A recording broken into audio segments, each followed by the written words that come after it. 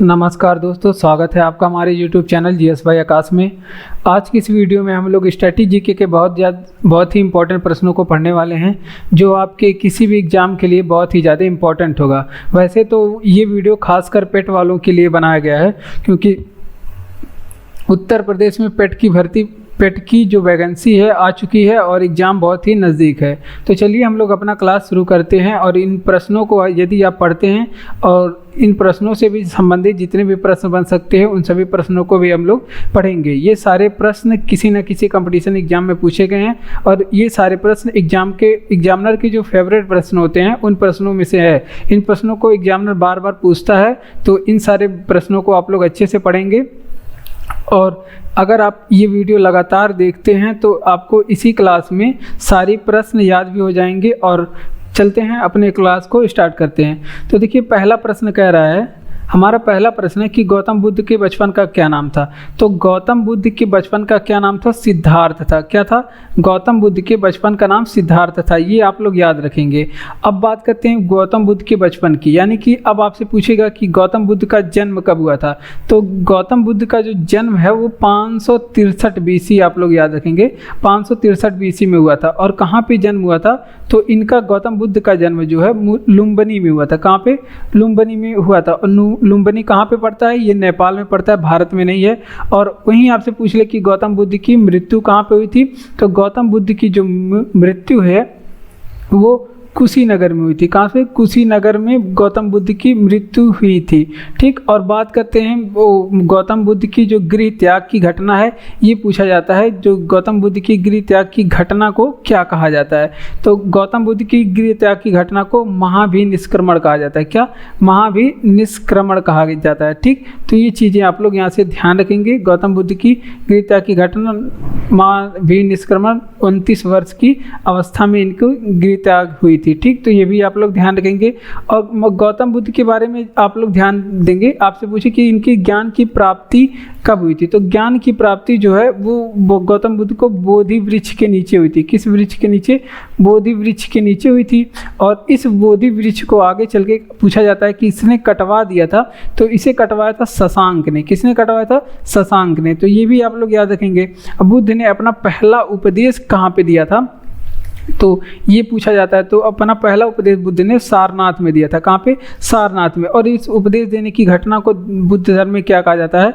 इसे धर्म चक्र प्रवर्तन कहा जाता है। क्या? धर्म चक्र प्रवर्तन कहा जाता है। तो इन सारी चीज़ों को यहाँ पे आप लोग ध्यान रखेंगे। तो देख लेते हैं, आपसे पूछेगा कि गौतम बुद्ध के बचपन का क्या नाम था। तो गौतम बुद्ध के बचपन का नाम सिद्धार्थ था। और गौतम बुद्ध का जन्म कब हुआ था? तो 563 BC में गौतम बुद्ध का जन्म लुम्बिनी नेपाल में हुआ था। कहाँ पे? लुम्बिनी नेपाल में हुआ था। और गौतम बुद्ध की मृत्यु कब हुई थी? तो इनकी मृत्यु जो है कुशीनगर में इनकी मृत्यु हुई थी। और गौतम बुद्ध की गृह त्याग की घटना को क्या कहा जाता है? तो गृह त्याग की घटना को महाभिनिष्क्रमण कहा जाता है। क्या? महाभिनिष्क्रमण कहा जाता है। और गौतम बुद्ध की जो गृह त्याग है 29 वर्ष की अवस्था में हुई थी। और ज्ञान प्राप्ति गौतम बुद्ध को किस वृक्ष के नीचे आपसे पूछे तो बोधि वृक्ष के नीचे निरंजना नदी के किनारे हुआ था। और बात करते हैं किसने कटवाया था? तो इसे शशांक ने कटवाया था। पहला उपदेश बुद्ध ने अपना कहाँ दिया था? तो सारनाथ में दिया था, जिसे क्या कहा गया? धर्मचक्र प्रवर्तन कहा गया। तो ये थी भगवान बुद्ध के बारे में कुछ मोटा मोटी चीज़ें जो एग्जाम में पूछे जाने की संभावनाएं प्रबल हैं। तो अगला प्रश्न है कि अंतरिक्ष यात्री को बाआकाश कैसा दिखाई देता है। तो ये साइंस का प्रश्न है। अंतरिक्ष यात्री को बाआकाश काला दिखाई देता है। तो अब पूछेगा कि विश्व की पहली महिला अंतरिक्ष यात्री, विश्व की आपसे पूछ ले कि पहली महिला अंतरिक्ष यात्री कौन थी। तो विश्व में पहली महिला तो अंतरिक्ष यात्री कौन थी? तो ये आप लोग ध्यान देंगे। कौन थी? वैलेंटीना थी। कौन थी? वैलेंटीना विश्व की पहली महिला अंतरिक्ष यात्री थी। तो ये आप लोग ध्यान रखेंगे। और अगला आपसे पूछेगा कि पहला व्यक्ति कौन था जो विश्व में पहली बार अंतरिक्ष में गया था। पहला व्यक्ति अंतरिक्ष में जाने वाला कौन था? तो ये भी आप लोग ध्यान रखेंगे। यूरी गागरिन गए थे। सबसे पहले व्यक्ति कौन गए थे? Yuri Gagarin. ये दोनों कहाँ के थे? ये रूस के थे। कहाँ के? रूस के रहने वाले थे। ठीक। तो अब आपसे पूछेंगे कि प्रथम भारतीय अंतरिक्ष यात्री कौन था? प्रथम भारतीय आपसे पूछ ले कि अंतरिक्ष यात्री कौन था, तो प्रथम भारतीय जो अंतरिक्ष यात्री था उसका क्या नाम था? राकेश शर्मा। क्या था? राकेश शर्मा थे। तो ये सारी चीज़ें आप लोग ध्यान रखेंगे। राकेश शर्मा कब गए थे? तो ये 1984 में गए थे अंतरिक्ष में। तो ये सारी चीज़ें आप लोग ध्यान रखेंगे। तो इसका रिवीजन करेंगे। आपसे पूछे कि अंतरिक्ष यात्री को बाआकाश कैसा दिखाई देता है, तो अंतरिक्ष यात्री को बाआकाश काला दिखाई देता है। विश्व की पहली महिला जिसने अंतरिक्ष में गया उसका क्या नाम है? वैलेंटीना है। ये भी रूस की रहने वाली है। पहला व्यक्ति जो विश्व में रूस में गया उसका क्या नाम है? यूरी गागरिन नाम है। क्या? Yuri Gagarin. ये रूस का रहने वाला था, सोवियत संघ के द्वारा ये भेजा गया था। आपसे पूछे पहले भारतीय अंतरिक्ष यात्री कौन है, तो पहला भारतीय अंतरिक्ष यात्री कौन है? राकेश शर्मा है। और 1984 में राकेश शर्मा अंतरिक्ष में गए थे भारत की ओर से। ठीक। अगला प्रश्न है कि भारत का सर्वोच्च सेनापति कौन होता है? भारत के सशस्त्र बलों का सर्वोच्च सेनापति कौन होता है? तो सशस्त्र बलों का सर्वोच्च सेनापति कौन होता है? राष्ट्रपति जी होते हैं। भारत में एक राष्ट्रपति होगा, यानी कि राष्ट्रपति का पद किस अनुच्छेद में है? तो अनुच्छेद 52 में भारत में एक राष्ट्रपति होगा। और भारत जो राष्ट्रपति का जो निर्वाचन है किस आर्टिकल में है? तो राष्ट्रपति का जो निर्वाचन है अनुच्छेद नंबर 54 में है। किस अनुच्छेद में है? 54 में है अनुच्छेद नंबर। और आपसे पूछ ले कि राष्ट्रपति का जो कार्यकाल होता है कितना होता है? तो राष्ट्रपति का जो कार्यकाल होता है वो अनुच्छेद 56 में है। और कितने साल का कार्यकाल होता है राष्ट्रपति का? तो भारत में 5 साल का राष्ट्रपति का कार्यकाल होता है। विभिन्न देशों में अलग अलग होता है। और राष्ट्रपति को शपथ के बारे में बात करें, राष्ट्रपति का शपथ किस आर्टिकल में है? तो अनुच्छेद नंबर कितने में राष्ट्रपति का शपथ? 60 में। और कौन दिलाता है? तो चीफ जस्टिस ऑफ इंडिया इन्हें शपथ दिलाता है। तो ये भी आप लोग ध्यान रखेंगे। कौन? चीफ जस्टिस ऑफ इंडिया यानी कि भारत का मुख्य न्यायाधीश। और राष्ट्रपति पे महाभियोग किस आर्टिकल में है? राष्ट्रपति पे महाभियोग लगेगा किस आर्टिकल में? अनुच्छेद 61 में है। और इसे महाभियोग, राष्ट्रपति पे महाभियोग से कितने दिन पहले सूचना दी जाती है? तो ये भी पूछा जाता है। तो ये 14 दिन पहले सूचना दी जाती है। कितने दिन? 14 दिन पूर्व इन्हें सूचना दी जाती है। और राष्ट्रपति पे क्षमादान की शक्ति किस आर्टिकल में है? ये भी पूछा जाता है। क्षमादान की शक्ति राष्ट्रपति की किस आर्टिकल में है? तो ये अनुच्छेद नंबर 72 में है राष्ट्रपति का क्षमादान। तो इतनी चीज़ें राष्ट्रपति से इंपॉर्टेंट चीज़ें याद रखेंगे। भारत का सर्वोच्च सेनापति कौन होता है? तो राष्ट्रपति जी होते हैं। राष्ट्रपति का निर्वाचन किस अनुच्छेद में है? तो अनुच्छेद 54 में राष्ट्रपति का निर्वाचन है। तो ये आप लोग ध्यान रखेंगे। राष्ट्रपति का कार्यकाल अनुच्छेद कितने में है? तो अनुच्छेद 56 में राष्ट्रपति का कार्यकाल 5 साल का होता है। और राष्ट्रपति का शपथ किस अनुच्छेद में है? तो राष्ट्रपति का शपथ जो है अनुच्छेद नंबर 60 में है। और इन्हें कौन दिलाता है शपथ? भारत के मुख्य न्यायाधीश दिलाते हैं। और राष्ट्रपति भारत में एक होगा, तो ये अनुच्छेद नंबर 52 में है। और राष्ट्रपति पे महाभियोग अनुच्छेद 61 के तहत लगाया जाता है। और महाभियोग लगाने से 14 दिन पहले इन्हें सूचना दी जाती है कि हम वहाँ पे महाभियोग लगाने जा रहे हैं। और राष्ट्रपति की क्षमादान शक्ति कितने अनुच्छेद में है? अनुच्छेद नंबर 72 में। बढ़ते अपने अगले प्रश्न की ओर। अगला प्रश्न है कि अगर आपको ये वीडियो अच्छा लग रहा हो तो वीडियो को लाइक कर दीजिए, चैनल को सब्सक्राइब करके हमारे साथ जुड़ जाइए। और अगर इसी तरह और भी वीडियो पाते हैं तो पाने के लिए आप हमारे साथ जुड़ जाइए और इस वीडियो को अपने दोस्तों के पास शेयर करिए। और अगर आपको इस वीडियो के टेलीग्राम मतलब वो PDF चाहिए तो आप टेलीग्राम चैनल पे जाके वहाँ पे ले सकते हैं। ठीक, वहाँ पे पढ़ सकते हैं। तो अगला प्रश्न है महात्मा गांधी की समाधि। तो महात्मा गांधी की जो समाधि है वो राजघाट है। महात्मा गांधी की समाधि राजघाट है। और पेट एग्जाम में महात्मा गांधी जी से प्रश्न जरूर पूछा जाता है। ठीक। और वो जो समाधि स्थल है राजघाट है तो वो आपसे पूछेगा कि स्थित कहाँ पे है? तो ये दिल्ली में स्थित है। कहाँ पे? दिल्ली में स्थित है। ये भी आप लोग ध्यान रखेंगे। अब कुछ महापुरुषों की समाधि स्थल, जैसे आपसे पूछ ले कि कबीर की समाधि स्थल कहाँ पे है? तो कबीर की जो समाधि स्थल है मगहर में है। मगहर कहाँ पे?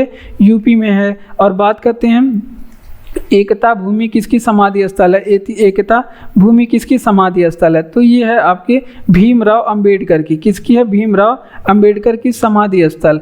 और आपसे पूछे कि गुरु गोविंद की जो समाधि स्थल की कहाँ पे है? गुरु गोविंद की समाधि स्थल कहाँ पे है? तो ये है नांदेड़ में। कहाँ पे? नांदेड़ में गुरु गोविंद की समाधि स्थल है। और कहाँ पे? पंजाब में। ठीक, नांदेड़ पंजाब में। गुरु गोविंद सिखों के किस नंबर के गुरु थे? तो ये 10वें नंबर के गुरु थे। ठीक। अपने आपसे पूछे कि खालसा पंथ की स्थापना किसने किया था? खालसा पंथ की स्थापना आपसे पूछे कि किसने किया था, तो खालसा पंथ की स्थापना किसने किया था? आप लोग कमेंट बॉक्स में कमेंट करके हमें बताएंगे।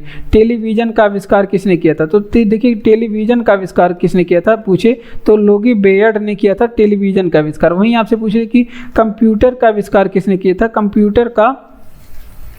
कंप्यूटर का खोज या फिर आविष्कार किसने किया था? तो ये भी आप लोग ध्यान रखेंगे, चार्ल्स बेबेज ने किया था कंप्यूटर की खोज। किसने? चार्ल्स बेबेज ने किया था। बच्चे को पता है। और एक्सरे वहाँ से आपसे पूछ ले कि एक्सरे 5 नंबर है, वहाँ पे पेट में 5 नंबर पूछा जाएगा प्रश्न, तो ये आप लोग यहाँ से चीज़ें आप लोग ध्यान दीजिए, तो यहाँ पे प्रश्न पूछा जा सकता है। रॉन्टिजन ने किया था। और वहीं आपसे पूछे कि दूरबीन का खोज किसने किया था? दूरबीन की खोज या फिर आविष्कार किसने किया था? तो ये किए थे गैलीलियो ने। किसने? गैलीलियो ने किया था। दूरबीन की खोज किसने? गैलीलियो ने किया था। और टेलीफोन का आविष्कार किसने किया था? आपसे पूछे कि टेलीफोन का आविष्कार किसने किया था? तो टेलीफोन का आविष्कार किसने बनाया था? ग्राहम बेल ने टेलीफोन को बताया था। किसने? ग्राहम बेल ने टेलीफोन को बनाया था। ठीक, तो इतनी चीज़ें यहाँ से आप लोग ध्यान रखेंगे। रिवीजन करते हैं। आपसे पूछे कि महात्मा गांधी की समाधि स्थल कहाँ पे है? राजघाट में। राजघाट कहाँ स्थित है? दिल्ली में। और वहाँ पे कबीर की समाधि स्थल मगहर में उत्तर प्रदेश में है। गुरु गोविंद की जो समाधि स्थल है वो नांदेड़ पंजाब में है। गुरु गोविंद सिखों के 10वें नंबर के गुरु हैं। इन्होंने खालसा पंथ की स्थापना की थी। ठीक, बात करते हैं एकता भूमि किसकी समाधि स्थल है? तो भीमराव अंबेडकर की है एकता भूमि समाधि स्थल। टेलीविज़न का आविष्कार किसने किया? तो टेलीविज़न का आविष्कार जो है लोगी बेयर्ड ने किया था। और कंप्यूटर की खोज किसने की? तो चार्ल्स बेबेज ने किया कंप्यूटर की खोज। एक्सरे की खोज किसने की? तो रॉन्टिजन ने किया एक्सरे की खोज। दूरबीन की खोज किसने की? तो गैलीलियो ने किया दूरबीन की खोज। गैलीलियो ने। टेलीफोन का आविष्कार किसने किया था? ग्राहम बेल ने टेलीफोन का आविष्कार किया। अगले प्रश्न पे हम लोग बढ़ते हैं। भारत में पहली बार मेट्रो रेल सेवा किस नगर में आरंभ की गई? तो जो है भारत में मेट्रो रेल आपसे पूछे कहाँ पे आरंभ हुई? तो कोलकाता में सबसे पहले मेट्रो रेल की सुविधा शुरू की गई थी, कोलकाता में। और ये कब शुरू किया गया था? तो ये भी डेट भी याद रखेंगे, 1984 में कोलकाता में मेट्रो सेवा शुरू की गई थी। और भारत के मेट्रो मैन किसे कहा जाता है? भारत में मेट्रो मैन किसे कहा जाता है? तो भारत में मेट्रो मैन के नाम से किसे जाना जाता है? श्रीधरन को जाना जाता है। किसे? श्रीधरन को जाना जाता है भारत के मेट्रो मैन। और आपसे पूछ ले ये कोलकाता के बारे में। तो कोलकाता आपसे पूछे कि किस नदी के किनारे स्थित है? तो कोलकाता किस नदी के किनारे स्थित है? तो ये हुगली नदी के किनारे स्थित है। किस नदी के किनारे? ये एग्जाम में प्रश्न पूछा जाता है, हुगली नदी के किनारे।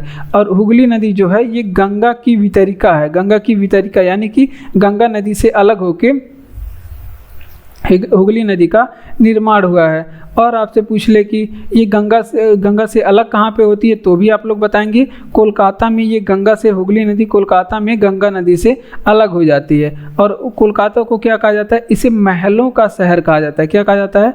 महलों का शहर। आपसे पूछ ले किसे कहा जाता है? तो आप लोग ध्यान रखेंगे कोलकाता को महलों का शहर कहा जाता है। तो इतनी चीज़ें आप लोग ध्यान रखेंगे। भारत में पहली बार मेट्रो रेल सेवा किस नगर में आरंभ की गई? तो भारत में पहली बार मेट्रो शुरू हुई थी कोलकाता में 1984 में। और भारत में मेट्रो मैन के नाम से किसे जाना जाता है? तो श्रीधरन को मेट्रो मैन कहते हैं। और बात करते हैं कोलकाता की। तो कोलकाता किस नदी के किनारे बसा हुआ है? कोलकाता हुगली नदी के किनारे बसा हुआ। एग्जाम में प्रश्न पूछा गया है कई बार। और ये गंगा नदी की वितरिका आपसे पूछे कौन सी नदी है? तो हुगली नदी। और हुगली नदी कोलकाता में गंगा से कहाँ पे अलग होती है? तो कोलकाता में। महलों का शहर किसे कहते हैं? तो महलों का शहर जो है कोलकाता को कहते हैं। मछली किसकी सहायता से सांस लेती है? तो मछली जो है गलफड़ों की सहायता से सांस लेती है। किसके सहायता से? गलफड़ों की सहायता से सांस लेती है। और जो है आपसे पूछेगा कि सबसे विशालतम स्तनधारी क्या है? तो सबसे विशालतम जो स्तनधारी है उसका क्या नाम है? तो विशालतम स्तनधारी का नाम क्या है? व्हेल मछली। व्हेल मछली क्या है? सबसे विशालतम स्तनधारी है। ठीक, तो ये चीज़ें आप लोग यहाँ से ध्यान रखेंगे। अब बात करते हैं कुछ मछलियों के बारे में। जैसे आपसे पूछ लेगा कि गुलाबी क्रांति का संबंध किससे है? गुलाबी क्रांति का जो संबंध है किससे है? तो गुलाबी क्रांति का संबंध झींगा उत्पादन से। किससे संबंध है? तो इसका संबंध झींगा उत्पादन से। वहीं आपसे पूछ ले कि नीली क्रांति का संबंध किससे? नीली क्रांति किससे संबंधित है? तो नीली क्रांति जो है मत्स्य उत्पादन से संबंधित है। मत्स्य उत्पादन से संबंधित है, यानी कि मछली के उत्पादन से नीला क्रांति संबंधित है। और और अगला प्रश्न है कि ग्रांट बैंक और डोनर बैंक, ये क्या है दो? Grant bank and donor bank भी आप लोग याद रखेंगे। ये कहाँ पे स्थित है? ग्रांट बैंक और डोनर बैंक, तो ये स्थित है उत्तरी अटलांटिक महासागर में। कहाँ पे? उत्तरी अटलांटिक महासागर में स्थित है। तो उत्तरी अटलांटिक महासागर में स्थित है, लेकिन ये किस लिए फेमस है?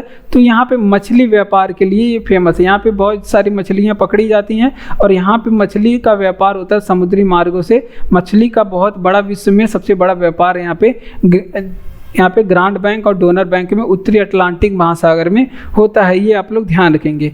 अब रिवीजन करते हैं। आपसे पूछे कि मछली किसकी सहायता से सांस लेती है? तो मछली गलफड़ों की सहायता से सांस लेती है। और विशालतम स्तनधारी का क्या नाम है? सबसे विशालतम स्तनधारी ब्लू व्हेल है, इसके बाद हाथी है। और गुलाबी क्रांति का संबंध किससे है? तो गुलाबी क्रांति से झींगा मछली का उत्पादन होता है उसमें, और नीली क्रांति में जो है मछलियों का उत्पादन होता है नीली क्रांति में। ठीक, ग्रांट बैंक और डोनर बैंक उत्तरी अटलांटिक महासागर में है और ये मछली व्यापार के लिए फेमस है। विश्व में ये मछली व्यापार के लिए फेमस है। भारत में पहली रेल कहाँ चली? अभी तो हमने मेट्रो के बारे में पढ़ा, लेकिन ये भारत में पहली रेल कहाँ चली? तो रेल के बारे में भी देख लेते हैं। तो भारत में पहली रेल मुंबई से ठाणे के बीच में चली। ठीक, मुंबई से ठाणे के बीच में चली। भारत में पहली रेल कहाँ चली थी? मुंबई से ठाणे या फिर ठाणे के बीच में चली थी। मुंबई से ठाणे के बीच में पहली रेल चली थी। और इस रेल की जो चली थी, इसकी लंबाई कितनी किलोमीटर थी? तो ये भी पूछा जाता है, 24 किलोमीटर थी। और आपसे पूछेगी कि कब चली थी ये, तो वो पूछा जाएगा कि कब चली थी। तो ये डेट पूछेगा तो आप लोग बताएंगे 16 अप्रैल 1953 को भारत में पहली बार रेल मुंबई से ठाणे के बीच में 34 किलोमीटर की चलाई गई थी। और ये समय पूछा जाता है कि इस समय कार्यकाल किसका था? तो इस समय डलहौजी का कार्यकाल था। किसका? डलहौजी के समय में भारत में पहली रेल चलाई गई थी। ये भी आप लोग ध्यान रखेंगे। और वहीं आपसे पूछ ले कि रेलवे का, भारतीय रेलवे का जो है राष्ट्रीयकरण कब हुआ था? तो भारतीय रेलवे का जो राष्ट्रीयकरण है 1951 में हो गया था। तो ये भी इंपॉर्टेंट प्रश्न है रेल से संबंधित। ठीक, तो देखिए भारत में पहली रेल कहाँ से कहाँ तक चली थी? तो भारत में पहली रेल मुंबई से ठाणे के बीच में चली थी, 34 किलोमीटर की लंबाई थी। और कब चली? तो ये पूछा जाता है टाइम के बारे में। तो 16 अप्रैल 1953 को चला था डलहौजी के शासनकाल में। और रेलवे का जो राष्ट्रीयकरण है 1951 में हुआ है। ठीक, बढ़ते अपने अगले प्रश्न की ओर। हमारा अगला प्रश्न है कि इंकलाब जिंदाबाद का नारा किसने लगाया था? तो इंकलाब जिंदाबाद का नारा भगत सिंह ने लगाया था। किसने लगाया था? भगत सिंह ने इंकलाब जिंदाबाद का नारा। वहीं आपसे पूछेगा कि वेदों की ओर लौटो का नारा किसने लगाया था? वेदों की, आपसे पूछे कि वेदों की ओर लौटो का नारा किसने लगाया था? तो वेदों की ओर लौटो का नारा दयानंद सरस्वती ने लगाया था। किसने? दयानंद सरस्वती ने लगाया था वेदों की ओर लौटो का नारा। वहीं आपसे पूछिए कि करो या मरो का नारा किसने लगाया था? करो या मरो का नारा तो गांधी जी ने भारत छोड़ो आंदोलन के समय 8 अगस्त 1942 को लगाया था। करो या मरो का नारा किसने? महात्मा गांधी जी ने लगाया था। तो ये इंपॉर्टेंट प्रश्न, इसे आप लोग याद रखेंगे। या फिर आपसे पूछे कि दिल्ली चलो का नारा किसने लगाया था? या फिर जय हिंद का नारा आपसे पूछ ले किसने लगाया था? तो जय हिंद, दिल्ली चलो, ये दोनों नारा किसने लगाया था? सुभाष चंद्र बोस ने लगाया था। ठीक, और आराम हराम है का नारा किसने लगाया? आराम हराम है का नारा किसने लगाया था? तो इसे लगाया था पंडित नेहरू ने। किसे? पंडित नेहरू ने आराम हराम है का नारा लगाया था। तो देख लेते हैं, इंकलाब जिंदाबाद का नारा भगत सिंह ने लगाया था। वेदों की ओर लौटो का नारा दयानंद सरस्वती ने लगाया था। दिल्ली चलो का नारा या फिर जय हिंद का नारा किसने लगाया था? सुभाष चंद्र बोस ने लगाया था। करो या मरो का नारा किसने लगाया था? महात्मा गांधी ने लगाया था। आराम हराम है का नारा पंडित जवाहरलाल नेहरू ने लगाया था। इतनी नाराओं को आप लोग याद रखेंगे क्योंकि एग्जाम में पूछ सकता है। किस धातु का प्रयोग सबसे पहले किया गया था? तो सबसे पहले प्रयोग किए जाने वाले धातु का नाम है तांबा। ये याद रखेंगे आप लोग क्योंकि ये पूछा गया है। और जो सिंधु सभ्यता का युग था वो क्या था? सिंधु सभ्यता का सभ्यता का युग पूछे कौन सा था। अगर धातु पूछे तो तांबा, अगर युग पूछे तो कांस्य युगीन सभ्यता थी। कैसी? कांस्य युगीन सभ्यता थी। तो ये दोनों थोड़ा सा अंतर होता है, यहीं पे बच्चे कंफ्यूज हो जाते हैं और क्वेश्चन गलत कर देते हैं। अब बात करते हैं कांसा का। तो कांसा कैसे बनता है? तो तांबा के साथ आप जब टिन मिला देंगे तो क्या बन जाएगा? कांसा बन जाएगा। तांबा के साथ टिन मिलाने पे कांसा बन जाएगा। अब आपसे पूछेगा कि जो नर्तकी की मूर्ति थी, नर्तकी की मूर्ति, तो सबसे पहले तो ये पूछा जाता है कि ये मूर्ति कहाँ से मिली थी। तो ये ध्यान रखेंगे, मोहनजोदड़ो से। अब ये नर्तकी की मूर्ति बनी किससे थी? तो ये बनी थी कांसा से। ठीक, तो ये भी कांसा से ही बनी थी। तो ये भी आप लोग याद रखेंगे। ये पट में पूछा गया था प्रश्न, नर्तकी की मूर्ति से पट में प्रश्न पूछा गया था। अब बात करते हैं लोहा का खोज किसने किया।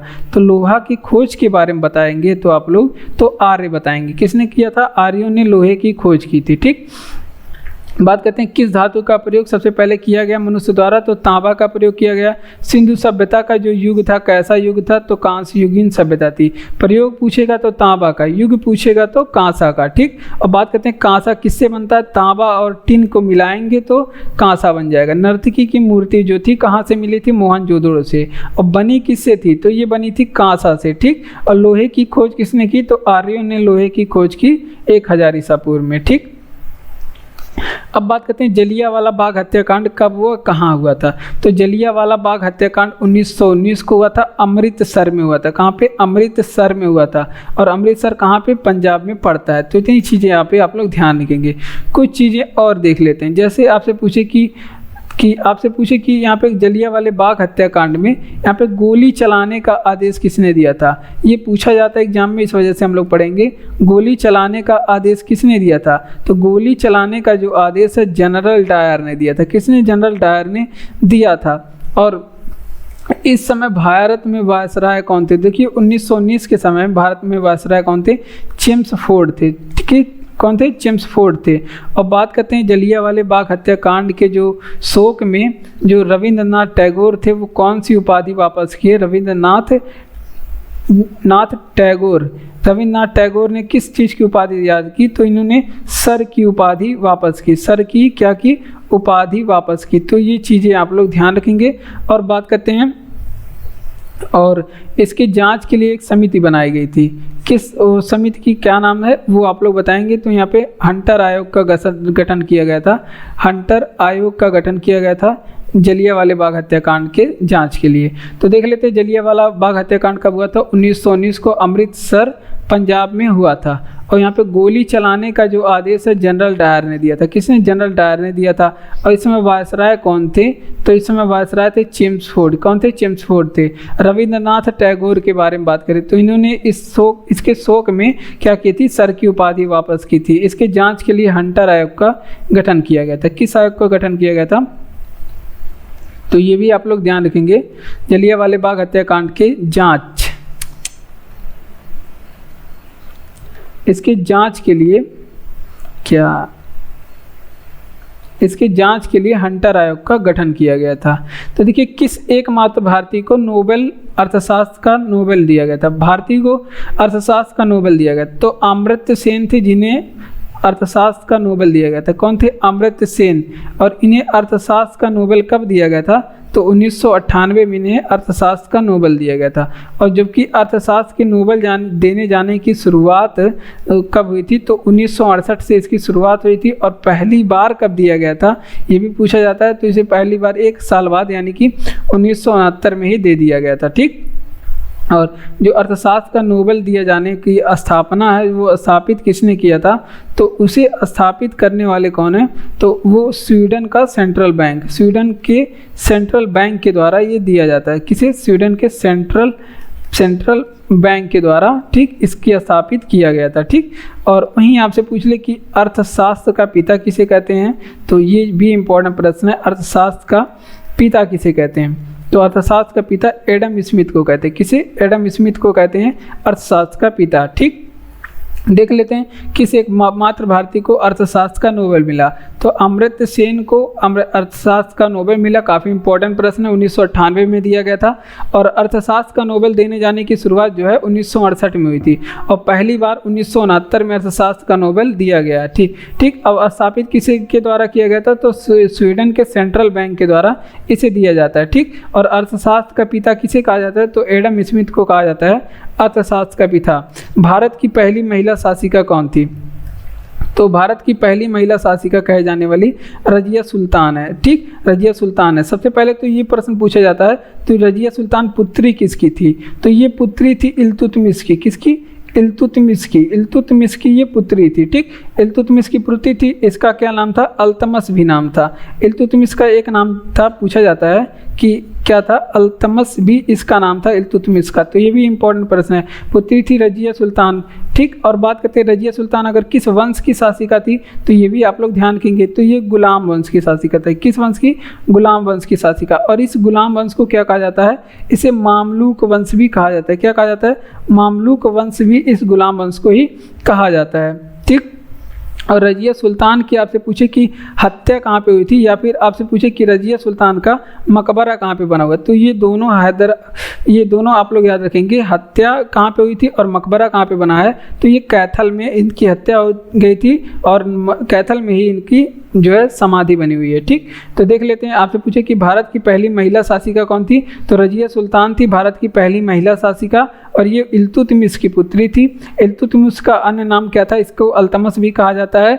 और रजिया सुल्तान आपसे पूछे किस वंश की शासक थी, तो ये गुलाम वंश की शासक या फिर मामलूक वंश की शासक थी। रजिया सुल्तान की जो हत्या है कैथल के पास की गई थी और इसकी समाधि भी कहाँ बनी है, कैथल में ही बनी है। बढ़ते हैं अपने अगले प्रश्न की ओर। बिस्मिल्लाह खां का संबंध किस वाद्य यंत्र से है, तो ये सहनाई बजाते थे। क्या बजाते थे, सहनाई बजाते थे। वहीं आपसे पूछे कि पन्नालाल घोष का संबंध किससे है, पन्नालाल घोष का संबंध किससे है, तो पन्नालाल घोष बांसुरी बजाते थे। क्या, बांसुरी बजाते थे। अमजद अली का संबंध आपसे पूछ ले क्या है, अमजद अली क्या बजाते हैं, तो अमजद अली का जो संबंध है वो सरोद बजाते थे। क्या, सरोद बजाते हैं। वहीं जाकिर हुसैन आपसे पूछ ले कि जाकिर हुसैन का संबंध किससे है, तो जाकिर हुसैन तबला बजाते हैं। ठीक, तबला जाकिर हुसैन बजाते हैं। और पंडित हरि प्रसाद चौरसिया क्या बजाते हैं, पंडित हरि प्रसाद चौरसिया, तो ये भी क्या बजाते हैं, बांसुरी बजाते हैं। क्या, बांसुरी बजाते हैं पंडित हरि प्रसाद चौरसिया। तो देख लेते हैं बिस्मिल्लाह खां किससे वाद्य यंत्र से संबंधित हैं, तो बिस्मिल्लाह खां सहनाई बजाते हैं। और आपसे पूछे पन्नालाल घोष क्या बजाते हैं, तो बांसुरी बजाते हैं। अमजद अली का संबंध क्या है, सरोद बजाते हैं। जाकिर हुसैन का संबंध क्या है, ये तबला बजाते हैं। और पंडित हरि प्रसाद चौरसिया ये बांसुरी वादक हैं। तो इतनी चीज़ें आप लोग ध्यान रखेंगे। सती प्रथा के अंत में सर्वाधिक प्रयास किसने किया था, राजा राम मोहन राय ने। किसने, राजा राम मोहन राय ने सबसे ज़्यादा प्रयास किया था। तो राजा राम मोहन राय के बारे में कुछ चीज़ें देखते हैं। तो देखिए, आपसे पूछे कि सती प्रथा का अंत कब हुआ था, तो 1929 में हुआ था। वहीं आपसे पूछे कि ठगी प्रथा का अंत कब हुआ था, तो ठगी प्रथा का अंत, या फिर आपसे पूछ ले कि जो सती प्रथा का अंत है, और आपसे पूछे कि ठगी प्रथा का अंत, ठगी प्रथा का अंत, ये दोनों किए थे कौन, विलियम बेंटिंक ने। ये दोनों करने वाले कौन है, विलियम बेंटिंक। तो ये आप लोग ध्यान रखेंगे, दोनों किसके शासनकाल में, विलियम बेंटिंक के द्वारा इस पर रोक लगाया गया था। तो ये इंपॉर्टेंट प्रश्न है, विलियम बेंटिंक के द्वारा इस पर रोक लगाया गया था। ठीक, और बात करते हैं ठगी प्रथा का अंत कब हुआ था, तो ये 1930 में हुआ था। और जो है आपका सती प्रथा का अंत 1929 में हुआ था। ठीक, और आपसे पूछ ले कि सती प्रथा का जो प्रथम प्रमाण है वो कहाँ पे मिला था,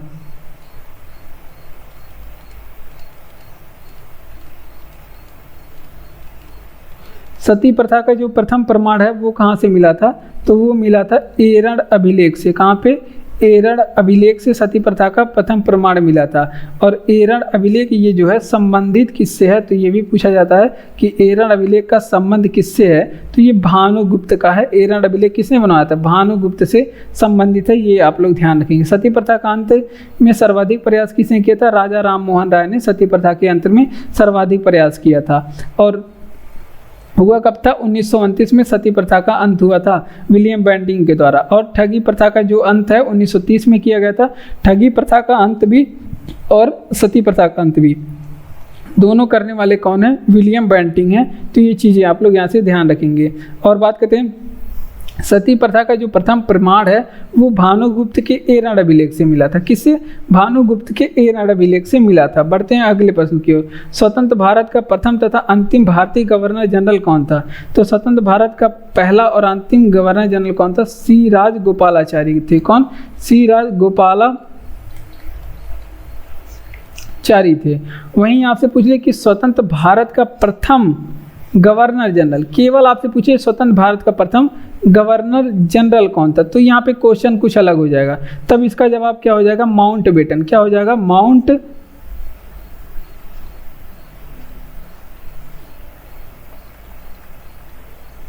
तब इसका जवाब क्या हो जाएगा? माउंटबेटन। ठीक, तो ये आप लोग ध्यान रखेंगे। अगर आपसे पूछा कि स्वतंत्र भारत का प्रथम या फिर अंतिम भारतीय गवर्नर जनरल, तो भारतीय जब लगा देगा भारतीय गवर्नर जनरल, तो उसका जवाब क्या हो जाएगा? सी राजगोपालाचारी। अगर भारतीय शब्द नहीं है, पूछ लिया स्वतंत्र भारत का पहला गवर्नर जनरल, तो आपको जवाब क्या देना पड़ेगा? माउंटबेटन देना पड़ेगा। ठीक, माउंटबेटन देना पड़ेगा। ठीक, अगर आपसे पूछे कि भारत का जो है पहला गवर्नर जनरल कौन था, भारत का पहला गवर्नर जनरल कौन था, तो ये थे आपके माउंटबेटन। कौन? माउंटबेटन थे। ठीक, तो ये चीज़ें आप लोग ध्यान रखेंगे। भारत का पहला गवर्नर जनरल भी माउंटबेटन और स्वतंत्र भारत का पहला गवर्नर जनरल भी माउंटबेटन। तो ये चीज़ें आप लोग ध्यान रखेंगे। और वहीं आपसे पूछे कि भारत का अंतिम गवर्नर जनरल कौन बना था, और भारत के अंतिम गवर्नर जनरल के साथ साथ भारत का प्रथम वायसराय कौन बना था, तो ये बने थे आपके लॉर्ड कैनिंग। कौन बने थे? Lord Canning. तो ये आप लोग कहीं कॉपी पे नोट करेंगे और इसके डिवीजन करेंगे 2-3 बार, आपको याद हो जाएगा। और आपसे पूछेगा कि भारत का अंतिम वायसराय किसे बनाया गया था, भारत का अंतिम वायसराय किसे बनाया गया था, तो अंतिम में बनाया गया था माउंटबेटन को। वायसराय कौन? माउंटबेटन बने थे। और इसके बाद वायसराय की पद समाप्त हो गई थी। तो देख लेते हैं, आपसे पूछे कि स्वतंत्र भारत का प्रथम तथा अंतिम भारतीय गवर्नर जनरल कौन था, तो जवाब हो जाएगा, जब भारतीय शब्द लगाया तो उसका जवाब हो जाएगा सी राजगोपालाचारी। अगर आपसे पूछे स्वतंत्र भारत का प्रथम गवर्नर जनरल कौन था, तो उसका जवाब क्या हो जाएगा? माउंटबेटन हो जाएगा। अगर आपसे पूछे कि भारत का पहला गवर्नर जनरल केवल पूछ ले, तो भी उसका जवाब क्या हो जाएगा? माउंटबेटन। कौन हो जाएगा? भारत का पहला गवर्नर जनरल भी पूछ ले तो भी उसका जवाब क्या हो जाएगा? माउंटबेटन। अगर स्वतंत्र भारत का पहला गवर्नर जनरल पूछ ले तो भी जवाब क्या हो जाएगा? माउंटबेटन। अब भारत का अंतिम गवर्नर जनरल या फिर प्रथम वायसराय पूछे तो उसका जवाब कैनिंग होगा। क्या? कैनिंग। अगर आपसे पूछे अंतिम वायसराय कौन था, तो माउंटबेटन था। इजी है, आप लोग याद कर सकते हैं। भारत का सर्वोच्च सम्मान कौन है, तो भारत का जो सर्वोच्च सम्मान है भारत रत्न है। और भारत रत्न की शुरुआत कब से हुई थी? 1954 से हुई थी। और भारत रत्न किसके द्वारा वितरण किया जाता है, तो ये दिया जाता है हमेशा भारत रत्न दिया जाता है 26 जनवरी के दिन। कब? 26 जनवरी के दिन। और किसके द्वारा दिया जाता है, तो ये भी पूछेगा। तो इसे राष्ट्रपति के द्वारा, राष्ट्रपति के हाथों दिया जाता है, राष्ट्रपति के द्वारा इसे दिया जाता है। ठीक। और आपसे पूछे कि भारत रत्न से सम्मानित प्रथम विदेशी व्यक्ति कौन थे, प्रथम विदेशी व्यक्ति कौन थे?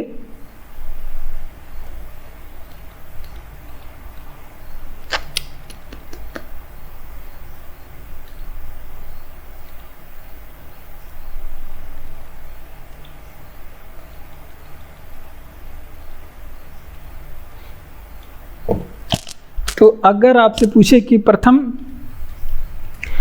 विदेशी व्यक्ति कौन थे जिसे भारत रत्न दिया गया था, तो पहले विदेशी व्यक्ति कौन थे जिन्हें भारत रत्न दिया गया था? उनका नाम है खान अब्दुल गफ्फार खान। कौन? खान अब्दुल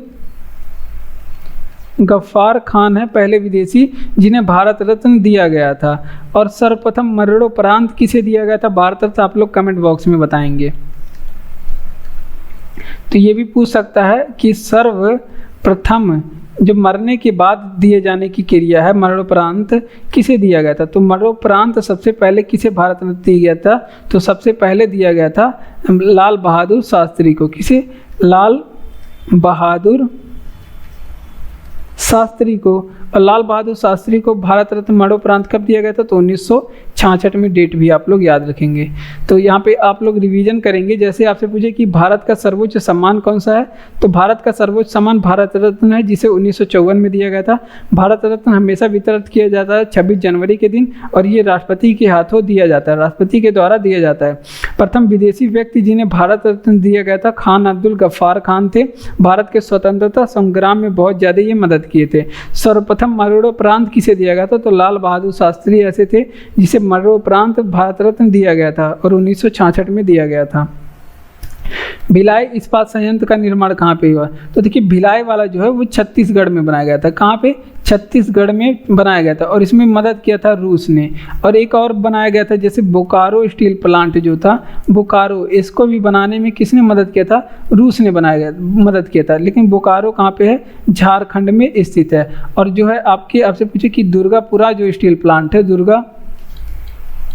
दुर्गापुरा जो स्टील प्लांट है, इसमें मदद किया था ब्रिटेन ने। किसने मदद किया था, ब्रिटेन ने। लेकिन ये स्थित कहाँ पे है, तो ये भी आप लोग ध्यान रखेंगे, ये पश्चिम बंगाल में स्थित है। कहाँ पे, पश्चिम बंगाल में स्थित है। वहीं आपसे पूछे कि जो राउरकेला बताएंगे, राउरकेला इस्पात संयंत्र, राउरकेला ये कहाँ पे स्थित है, तो ये स्थित है आपके राउरकेला, ये उड़ीसा में स्थित है, उड़ीसा में। लेकिन इसमें मदद किसने करा था, तो इसमें जर्मनी ने मदद किया था। किसने, जर्मनी ने मदद किया था। तो इतनी आप लोग याद रखेंगे, ये हर एग्जाम में पूछे जाने वाला प्रश्न है। यहाँ से फिक्स 1 नंबर का प्रश्न पूछा जाता है। जैसे आपसे पूछे पेट में भी यहाँ से प्रश्न पूछा गया था, ये भिलाई वाला पूछा था पेट में।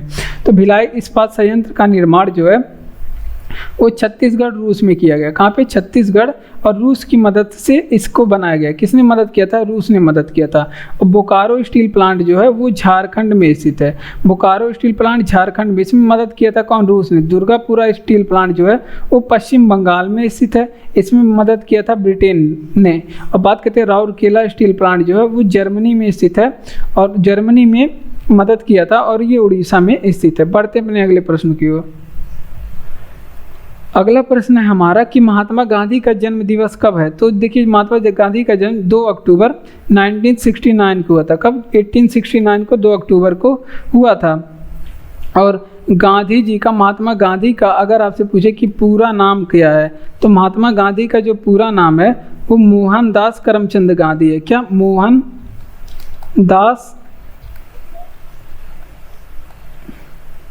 इनका पूरा नाम क्या है, तो मोहनदास करमचंद्र गांधी इनका पूरा नाम है। ठीक, तो ये आप लोग ध्यान रखेंगे। अगर आपसे पूछे कि इनका उपनाम क्या है, गांधी जी का उपनाम क्या है, तो इनका उपनाम बापू है। क्या है, गांधी जी का उपनाम बापू है, ये भी आप लोग ध्यान रखेंगे। और इन्हें महात्मा की उपाधि किसने दिया, महात्मा की उपाधि इन्हें किसने दिया था, तो महात्मा की उपाधि देने वाले कौन है, रविंद्रनाथ टैगोर है। कौन, रविंद्रनाथ टैगोर ने इन्हें महात्मा की उपाधि से नवाजा। वहीं आपसे पूछे कि महात्मा गांधी को कैसर ए हिंद की उपाधि किसने दिया था, कैसर ए हिंद किसने कहा था, तो ब्रिटिश शासक ने इन्हें कैसर ए हिंद कह के बुलाया था। किसने, ब्रिटिश सरकार ने इन्हें कैसर ए हिंद की उपाधि दी थी। ठीक, महात्मा गांधी की एक पुस्तक भी है, माई एक्सपेरिमेंट विथ ट्रूथ। क्या है, माई एक्सपेरिमेंट विद ट्रूथ है, ये महात्मा गांधी की पुस्तक भी है। तो ये भी आप लोग ध्यान रखेंगे, ये पेट में एग्जाम में पूछा गया प्रश्न है। ठीक, तो देख लेते हैं। आपसे पूछे कि महात्मा गांधी का जन्म कब हुआ था, 2 अक्टूबर 1869 को। महात्मा गांधी का पूरा नाम क्या था, तो मोहनदास करमचंद गांधी इनका पूरा नाम था। उपनाम क्या था आपसे पूछे, तो बापू नाम था। महात्मा गांधी को महात्मा की उपाधि किसने दिया था, रविंद्रनाथ टैगोर ने दिया था। कैसर ए हिंद की उपाधि किसने दिया था, इन्हें ब्रिटिश सरकार ने दिया था। माई एक्सपेरिमेंट विद ट्रूथ किसकी पुस्तक है, महात्मा गांधी जी की पुस्तक है।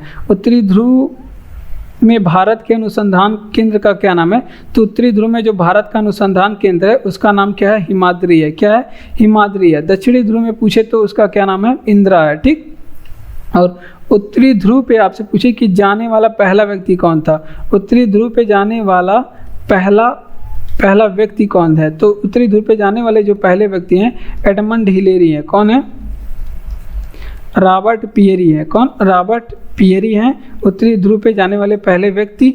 और ये आपसे पूछे कि कब गए थे, तो ये 1919 में गए थे, और यूएसए के तरफ से 1909 में गए थे।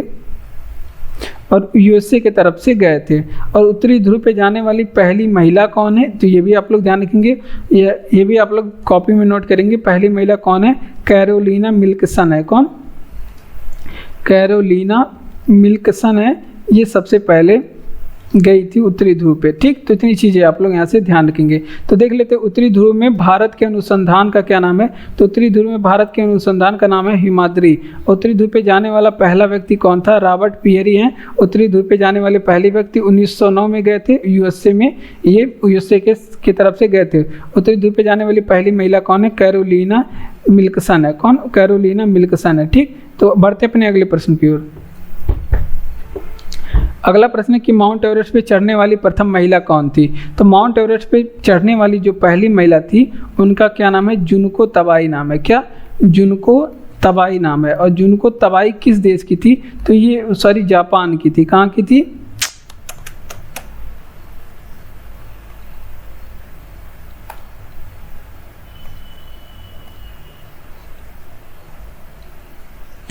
ये जापान की रहने वाली महिला है। ठीक, तो अगला प्रश्न है कि उत्तरी ध्रुव पे जाने, माउंट एवरेस्ट पे जाने वाला, अगर आपसे पूछे कि पहला व्यक्ति कौन है,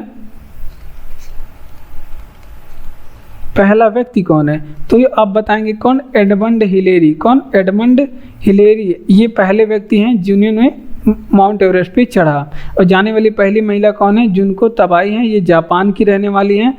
और उत्तरी माउंट एवरेस्ट पे चढ़ने वाली, अगर आपसे पूछे कि पहली भारतीय महिला कौन है, पहली भारतीय महिला कौन है जिन्होंने माउंट एवरेस्ट पे चढ़ा, तो उनका क्या नाम है, बछेंद्री पाल। बछेंद्री पाल है माउंट एवरेस्ट पे चढ़ने वाली पहली भारतीय महिला। और अगला प्रश्न पूछिए कि पहला भारतीय पुरुष कौन है जो माउंट एवरेस्ट पे चढ़ा, तो माउंट एवरेस्ट पे चढ़ने वाले पहले भारतीय पुरुष के बारे में बात करें तो वो हैं आपके अवतार सिंह चीमा। कौन, अवतार सिंह चीमा है। तो ये चीज़ें आप लोग यहाँ से ध्यान रखेंगे। और आपसे पूछे कि नेपाल में किस नाम से जाना जाता है माउंट एवरेस्ट को, तो नेपाल में इसे क्या कहते हैं, माउंट एवरेस्ट को नेपाल में सागर माथा के नाम से जानते हैं। सागर माथा के नाम से ये जानते हैं नेपाल को। और इसकी जो ऊंचाई है 8,848 मीटर इसकी ऊंचाई है। कितनी, 8,848 मीटर। तो देख लेते हैं विश्व में माउंट एवरेस्ट पे चढ़ने वाली प्रथम महिला कौन थी, तो जुनको तबाई हैं जो माउंट एवरेस्ट पे पहली बार चढ़ी थी, जापान की रहने वाली हैं। और बात करते हैं विश्व में माउंट एवरेस्ट पे चढ़ने वाला पहला व्यक्ति कौन था, तो एडमंड हिलेरी थे। और पहली भारतीय महिला कौन है जो माउंट एवरेस्ट पे चढ़ा, तो उनका नाम बछेंद्री पाल है। और पहला भारतीय पुरुष कौन है जो माउंट एवरेस्ट पे चढ़ा, तो उसका नाम अवतार सिंह चीमा है। माउंट एवरेस्ट को नेपाल में क्या कहते हैं, तो सागर माथा के नाम से जानते हैं। 8,848 मीटर इसकी ऊंचाई है। रामकृष्ण मिशन की स्थापना किसने किया था, स्वामी विवेकानंद ने किया था। रामकृष्ण मिशन की स्थापना विवेकानंद ने किया था 1897 में किया था। और इसका हेडक्वार्टर कहाँ पे बनाया था, वेलूर मठ में बनाया था। कहाँ पे, वेलूर मठ में इसका हेडक्वार्टर। और वेलूर मठ कहाँ पड़ता है, कोलकाता में पड़ता है। और आपसे पूछे कि रामकृष्ण मिशन ही क्यों नाम पड़ा, क्योंकि रामकृष्ण जो है, रामकृष्ण परमहंस ये विवेकानंद के क्या थे, विवेकानंद के गुरु थे। विवेकानंद के गुरु कौन थे, रामकृष्ण परमहंस थे। तो इनका मूल नाम क्या था, मूल नाम भी पूछा जाता है, तो ये भी आप लोग ध्यान रखेंगे। इनका मूल नाम था गदाधर। क्या था इनका मूल नाम, रामकृष्ण परमहंस का गदाधर था। और वहीं आपसे पूछे कि विश्व धर्म सम्मेलन कब हुआ था, तो ये भी आप लोग ध्यान रखेंगे। विश्व धर्म सम्मेलन ये कब हुआ था, तो ये शिकागो में हुआ था। कहाँ पे, शिकागो में हुआ था। और 1893 में हुआ था। कब, 1893 में हुआ था। और ये आपको यहाँ पे भारत की तरफ से कौन गए थे, भारत की तरफ से विवेकानंद जी गए थे। कौन, विवेकानंद जी गए थे। ठीक, तो ये चीज़ें आप लोग यहाँ से ध्यान रखेंगे। तो देख लेते हैं रामकृष्ण मिशन की स्थापना विवेकानंद ने किया 1897 में। इसका हेडक्वार्टर कहाँ पे, वेलूर मठ कोलकाता में बनाया था। तो रामकृष्ण परमहंस कौन थे, तो रामकृष्ण परमहंस ये विवेकानंद के कौन थे, गुरु थे। और इनका मूल नाम क्या था, गदाधर था। और विश्व धर्म सम्मेलन कहाँ पे हुआ था, शिकागो में हुआ था। 1893 में हुआ था। और यहाँ भारत की तरफ से भाग लेने कौन गए थे, विवेकानंद जी गए थे। ठीक, बात करते हैं पीलिया किस अंग का रोग है, तो पीलिया जो है यकृत और लीवर में होता है। यकृत एवं लीवर में आप कह सकते हैं यहाँ पे होता है। ठीक, तो ये आप लोग ध्यान रखेंगे। और बात करते हैं पीलिया रोग का कारण क्या होता है, तो पीलिया रोग का जैसे कारण है दूषित जल हो गया, ये पीलिया रोग का कारण है। दूषित जल एवं दूषित भोजन, ये सभी क्या है, पीलिया रोग के कारण है। ठीक, और पीलिया रोग, अब यकृत के बारे में बात करते हैं या फिर लीवर। ये मानव शरीर की आपसे पूछे कि मानव की सबसे बड़ी जो है ग्रंथि का क्या नाम है, तो मानव की जो सबसे बड़ी ग्रंथि है यकृत है। क्या है, मानव की जो सबसे बड़ी ग्रंथि है यकृत है। और यहाँ से आपसे पूछे कि पित्तरस कहाँ से निकलता है, पित्तरस तो यकृत से ही निकलता है। कहाँ से, यकृत से पित्तरस का निर्माण होता है। और विटामिन ए का संचय कहाँ से होता है, तो विटामिन ए का जो संचय है वो यकृत से होता है। कहाँ पे, यकृत में होता है। तो देख लेते हैं, आपसे पूछे कि पीलिया किस अंग का रोग है, तो यकृत एवं लीवर का रोग है पीलिया। और बात करते हैं कारण क्या है, कि दूषित जल और दूषित भोजन के सेवन से यकृत पीलिया रोग हो जाता है। और मानव शरीर की जो सबसे बड़ी ग्रंथि का क्या नाम है, तो यकृत ग्रंथि। अगर आपसे पूछे कि मानव शरीर की सबसे बड़ी बाह्यस्रावी ग्रंथि का क्या नाम है, तो भी क्या हो जाएगा, आपके यकृत ही हो जाएगा। मानव शरीर की सबसे बड़ी बाह्यस्रावी ग्रंथि भी यकृत है। विटामिन ए का जो संचय है वो यकृत में होता है। पित्तरस का जो स्राव है यकृत से होता है। बढ़ते अपने अगले प्रश्न की ओर। तो अगला प्रश्न है हमारा, कह रहा है कि भारत का नेपोलियन किसे कहा जाता है, तो भारत का नेपोलियन समुद्रगुप्त को कहा जाता है। किसे, समुद्रगुप्त को कहा जाता है। इसे और किस नाम से जाना जाता है, इसे संगीत प्रेमी भी कहा जाता है, क्योंकि एक सिक्के पे वीणा बजाते हुए चित्र मिला था भैया साहब का, तो इनके लिए इन्हें संगीत प्रेमी भी होता है, कहा जाता है। ठीक, और बात करते हैं इन्हें और किस नाम से जाना जाता है, तो इन्हें लिच्छवी दोहित्र के नाम से जाना जाता है। लिच्छवी दोहित्र के भी नाम से जाना जाता है, ये भी आप लोग ध्यान रखेंगे। और समुद्रगुप्त का पूछा जाता है कि दरबारी कवि क्या थे, तो समुद्रगुप्त के दरबारी कवि के भी नाम आप लोग ध्यान रखेंगे। इनके दरबारी कवि थे हरिसेन, एग्जाम में कई बार पूछे गए हैं। ठीक, तो देखिए भारत का नेपोलियन किसे कहा जाता है, समुद्रगुप्त को। इन्हें संगीत प्रेमी भी कहा जाता है, लिच्छवी दोहित्र भी कहा जाता है, और दरबारी कवि का क्या नाम है, तो इनके दरबारी कवि हरिसेन है। ठीक, और अगला प्रश्न है कि क्लोरोफिल का खनिज घटक क्या है, तो जो क्लोरोफिल का जो खनिज घटक है मैग्नीशियम होता है। क्या, मैग्नीशियम होता है। ठीक, क्लोरोफिल के खनिज घटक मैग्नीशियम होता है। और हरे शैवाल जितने भी होते हैं, हरे शैवाल, ये हरे क्यों होते हैं, तो इसका कारण क्या होता है, हरे शैवाल के हरे होने का कारण यहाँ पे क्लोरोफिल के कारण होता है। क्या,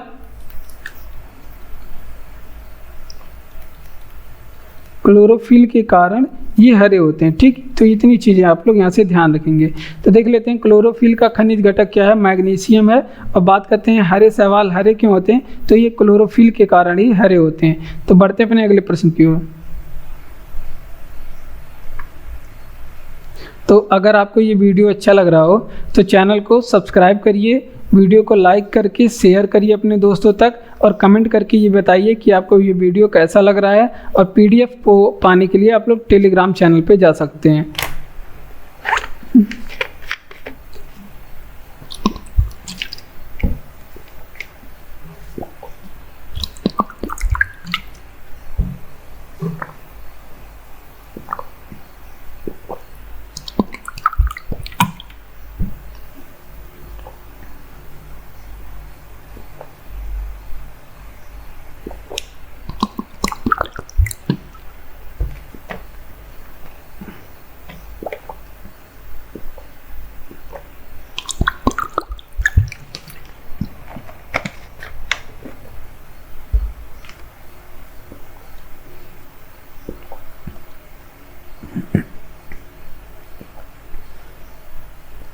अगला प्रश्न है कि द्रव सभी दिशाओं में समान दाब पारित करता है, यह कथन किसका है, तो ये कथन है पास्कल का। पास्कल का कथन है। अब बात करते हैं, अगर आपसे पूछे कि दाब पारित करता है तो अब बताएंगे आप लोग दाब का मात्रक क्या होता है, दाब का मात्रक क्या होता है, तो दाब का मात्रक पास्कल होता है। क्या होता है, पास्कल। या फिर आपसे पूछे कि दाब का मात्रक ये न्यूटन प्रति वर्ग मीटर स्क्वायर भी होता है, न्यूटन प्रति मीटर स्क्वायर भी होता है पास्कल का मात्रक। और वहीं आपसे पूछे कि द्रव चलित जितनी भी मशीनें होती हैं जो हाइड्रोलिक सिस्टम से चलती है, द्रव चलित जितनी भी मशीनें होती हैं ये सभी ये पास्कल के सिद्धांत पे ही काम करते हैं, पास्कल के सिद्धांत पे ही काम करते हैं। तो ये चीज़ें आप लोग यहाँ से ध्यान रखेंगे। तो देख लेते हैं, द्रव सभी दिशाओं में समान दाब पारित करता है, यह कथन किसका है, तो ये पास्कल का कथन है। ठीक, और दाब का जो मात्रक होता है वो न्यूटन प्रति मीटर स्क्वायर होता है या फिर पास्कल ही होता है। ठीक, पास्कल कह सकते हैं होता है। बात करते हैं द्रव चलित जितनी भी मशीनें होती हैं वो पास्कल के सिद्धांत पे ही काम करती हैं। तो ये इंपॉर्टेंट प्रश्न है, आप लोग ध्यान रखेंगे। एलपीजी में कौन सा गैस होता है? तो देखिए एलपीजी में ब्यूटेन एंड प्रोपेन नामक गैस होता है, ब्यूटेन और प्रोपेन नामक गैस होता है। वहीं आपसे पूछ ले कि एलपीजी में कौन सा गंध के रूप में क्या चीज़ मिलाया जाता है? तो ये आप लोग ध्यान रखें कि मिथाइल मर्केप्टोन को मिलाया जाता है, मिथाइल मर्केप्टोन को मिलाया जाता है। इससे क्या होता है, एलपीजी में गंध उत्पन्न होता है और लीकेज का पता हमें चल जाता है। तो ये भी आप लोग ध्यान रखेंगे। अगर आपसे पूछे कि गोबर गैस में कौन सी गैस होती है, गोबर गैस में कौन सी गैस होती है, तो इसमें मीथेन गैस होती है। मीथेन गैस गोबर गैस में होती है, ठीक। और मीथेन गैस का सूत्र क्या होता है, CH4 होता है। और बात करते हैं अग्निशामक में कौन सी गैस होती है, अग्निशामक में कौन सी गैस होती है? तो इसमें अग्निशामक मतलब जो गैस आग बुझाने वाला होता है उसमें कार्बन डाइऑक्साइड का प्रयोग किया जाता है। और अगला प्रश्न है कि कैंसर के उपचार में किस गैस का उपयोग करते हैं? कैंसर के उपचार में, तो इसमें उपचार में रेडान गैस का उपयोग करते हैं, रेडान गैस का उपयोग कैंसर के उपचार में करते हैं। तो देखिए एलपीजी गैस में क्या होता है, तो एलपीजी गैस में ब्यूटेन और प्रोपेन गैस होता है। क्या? ब्यूटेन और प्रोपेन गैस होता है। और एलपीजी में गंध के रूप में क्या मिलाया जाता है, मिथाइल मर्केप्टोन को मिलाया जाता है। कौन? मिथाइल मर्केप्टोन को। और अग्निशामक में कौन सी गैस होती है, कार्बन डाइऑक्साइड होती है। गोबर गैस में मीथेन गैस होती है जिसे CH4 भी कहते हैं। कैंसर के उपचार में कौन सी गैस का उपयोग करते हैं, इसमें रेडान गैस का उपयोग करते हैं। फिल्म के क्षेत्र में दिए जाने वाला सर्वोच्च भारतीय पुरस्कार क्या है? तो सिर्फ फिल्म के क्षेत्र में दादा साहब फाल्के पुरस्कार दिया जाता है। ये भारतीय पुरस्कार सबसे बड़ा है। कौन सा पुरस्कार? दादा साहब फाल्के पुरस्कार दिया जाता है। और बात करते हैं, और दादा साहब फाल्के पुरस्कार दिए जाने की शुरुआत आपसे पूछ ले कि कब हुई थी, तो 1969 से इसे दिया जाता है। कब? 1969 से दिया जाता है। और दादा साहब फाल्के को क्या कहते हैं, तो इन्हें भारतीय सिनेमा का क्या कहते हैं, भारतीय सिनेमा का जनक कहते हैं। किसे? दादा साहब फाल्के को। तो ये भी आप लोग ध्यान रखेंगे। और दादा साहब फाल्के जो पुरस्कार पाने वाली प्रथम महिला कौन है, तो दादा साहब फाल्के पुरस्कार पाने वाली पहली महिला का भी क्या नाम है आप लोग पूछे, तो इनका क्या नाम है, देविका रानी। क्या है? देविका रानी है। और इन्हें 1969 में दिया गया था। देख लेते हैं, आपसे पूछे कि फिल्म क्षेत्र का सर्वोच्च भारतीय सम्मान क्या है, तो दादा साहब फाल्के पुरस्कार है, फिल्म क्षेत्र में दिए जाने वाला भारत का सर्वोच्च सम्मान है। और ये दादा साहब फाल्के को भारतीय सिनेमा का जनक कहते हैं। क्या कहते हैं? भारतीय सिनेमा का जनक कहते हैं। दादा साहब फाल्के देने की शुरुआत कब हुई थी? 1969 से हुई थी। और प्रथम महिला जिन्हें दादा साहब फाल्के पुरस्कार से नवाजा गया था उनका क्या नाम है, उनका देविका रानी नाम है। क्या? देविका रानी नाम है, 1969 में दिया गया था। अगला प्रश्न है कि किस विटामिन में कोबाल्ट होता है, तो विटामिन B12 में क्या पाया जाता है, विटामिन B12 में क्या पाया जाता है, कोबाल्ट पाया जाता है, ठीक। और इससे विटामिन B12 को क्या कहा जाता है, तो इसका वैज्ञानिक नाम है, आप लोग याद रखेंगे, साइनोकोबाल्मिन। क्या है इनका वैज्ञानिक नाम? क्या है? साइनोकोबाल्मिन है इसका वैज्ञानिक नाम, ठीक। तो ये चीज़ें आप लोग यहाँ से ध्यान रखेंगे। अगर आपसे पूछ ले कि ल्यूकेमिया रोग में किस विटामिन का प्रयोग किया जाता है, ल्यूकेमिया रोग में जो कि क्या होता है, रक्त कैंसर को ही कहते हैं ल्यूकेमिया रोग। इसमें क्या चीज़ प्रयोग किया जाता है, इसके इलाज में कोबाल्ट 60 का प्रयोग किया जाता है। क्या किया जाता है? कोबाल्ट 60 का प्रयोग किया जाता है इसके इलाज में, यानी कि ल्यूकेमिया के इलाज में कोबाल्ट 60 का प्रयोग किया जाता है। तो ये भी आप लोग ध्यान रखेंगे। आंवले में आपसे पूछ ले कि कौन सा विटामिन होता है आंवले में, तो आंवले में जो विटामिन होता है विटामिन C होता है, ठीक। और आपसे पूछे कि सूर्य के प्रकाश में कौन सा विटामिन होता है, सूर्य के प्रकाश में कौन सा विटामिन होता है, तो इसमें कौन सा विटामिन होता है, विटामिन D होता है सूर्य के प्रकाश में, ठीक। तो देख लेते हैं, आपसे पूछे किस विटामिन में कोबाल्ट पाया जाता है, तो विटामिन B12 में कोबाल्ट पाया जाता है, जिसे क्या कहते हैं, साइनोकोबाल्मिन कहते हैं। और ल्यूकेमिया रोग में, या फिर इसे रक्त कैंसर भी बोलते हैं, इसमें कोबाल्ट 60 का प्रयोग किया जाता है। क्या किया जाता है? कोबाल्ट 60 का प्रयोग किया जाता है। आंवले में कौन सी विटामिन पाई जाती है, तो आंवले में विटामिन C पाया जाता है, ठीक। सूर्य के प्रकाश में कौन सी विटामिन पाई जाती है, तो सूर्य के प्रकाश में भी विटामिन D पाया जाता है, ठीक।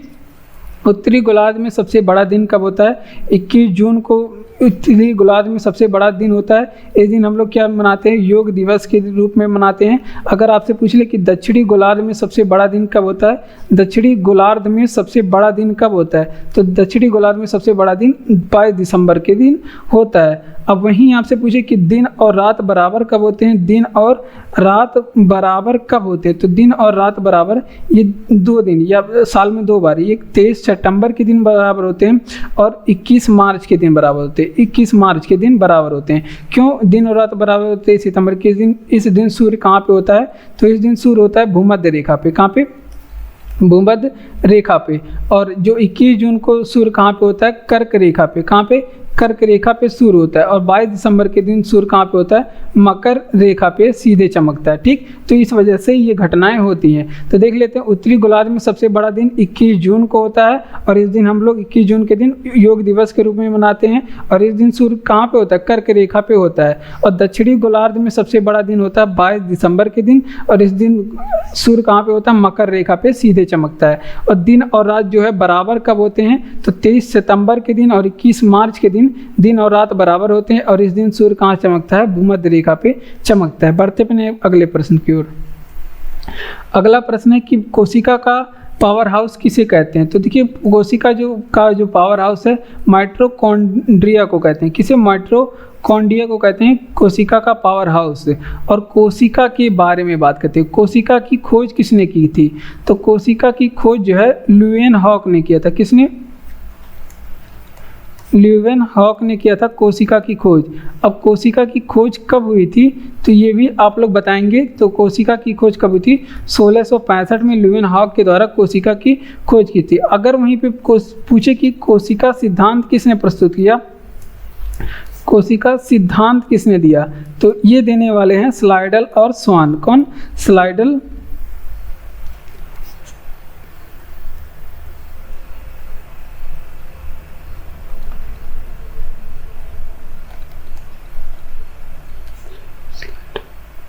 ये देने वाले कौन है, स्लाइडन एंड स्वान। इन्होंने क्या किया, कोशिका सिद्धांत प्रस्तुत किया। ठीक, और कब प्रस्तुत किए थे, तो ये भी आप लोग ध्यान रखेंगे, 1831 में प्रस्तुत किए थे।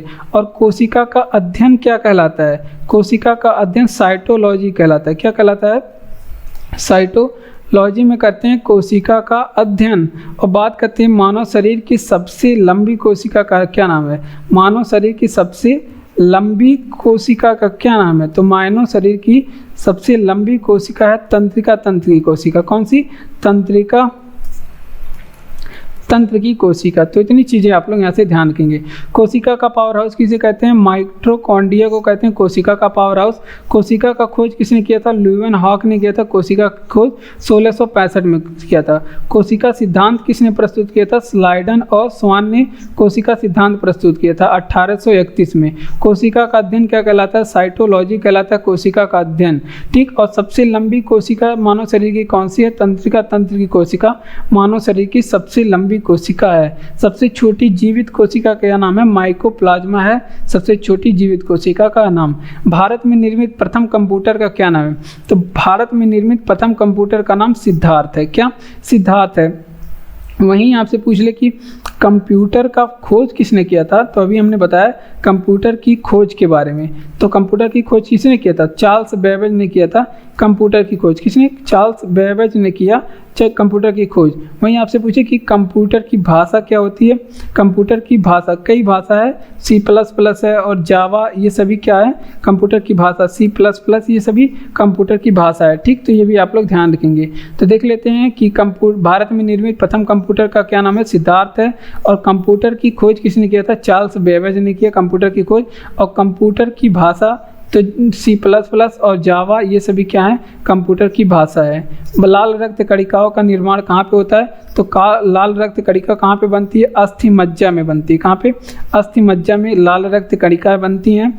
और लाल रक्त कणिकाओं के बारे में सबसे ज़्यादा पूछे जाने वाला प्रश्न, जीवन काल इसका कितना वर्ष होता है, तो इसका जीवन काल 20 से 120 दिन होता है। कब, 20 से 120 दिन होता है। बात करते हैं, आपसे पूछेगा कि लाल रक्त कणिकाओं का रंग लाल क्यों होता है, या फिर आपसे पूछेगा कि लाल रक्त कणिकाओं का मुख्य घटक कौन सा होता है, तो इसका जो है जवाब हो जाएगा हीमोग्लोबिन।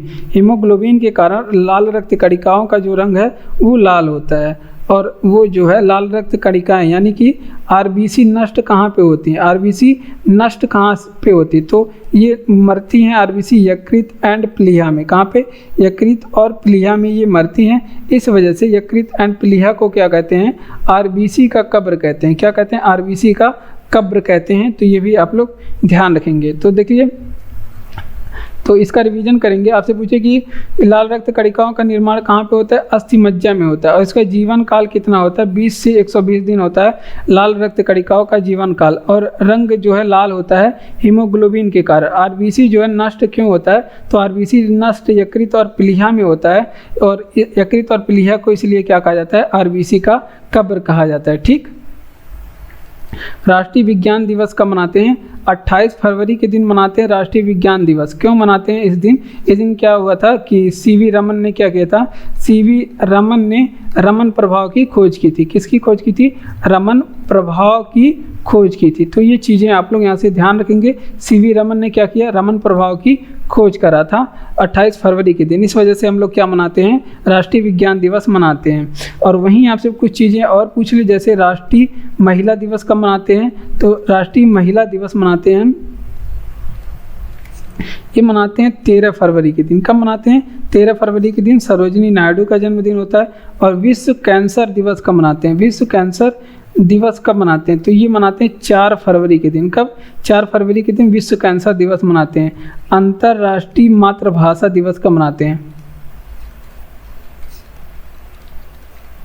अंतर्राष्ट्रीय मातृभाषा दिवस आपसे पूछ ले कब मनाते हैं, तो ये मनाते हैं 21 फरवरी के दिन। कब मनाते हैं, 21 फरवरी के दिन। तो ये चीज़ें आप लोग यहाँ से ध्यान रखेंगे।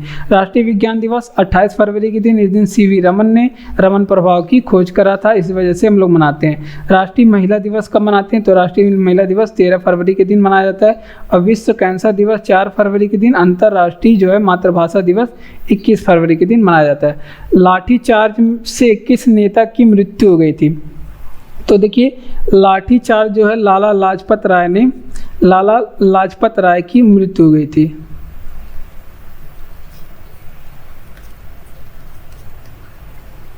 अब बताते हैं इसकी कहानी के बारे में। तो देखिए लाठीचार्ज जो है साइमन कमीशन के बारे में आप लोग सुने होंगे। साइमन कमीशन ये भारत आया था। तो भारत क्यों आया था, तो देखिए साइमन कमीशन का आपसे पूछे कि गठन कब हुआ था, तो इसका गठन हुआ था 1927 में।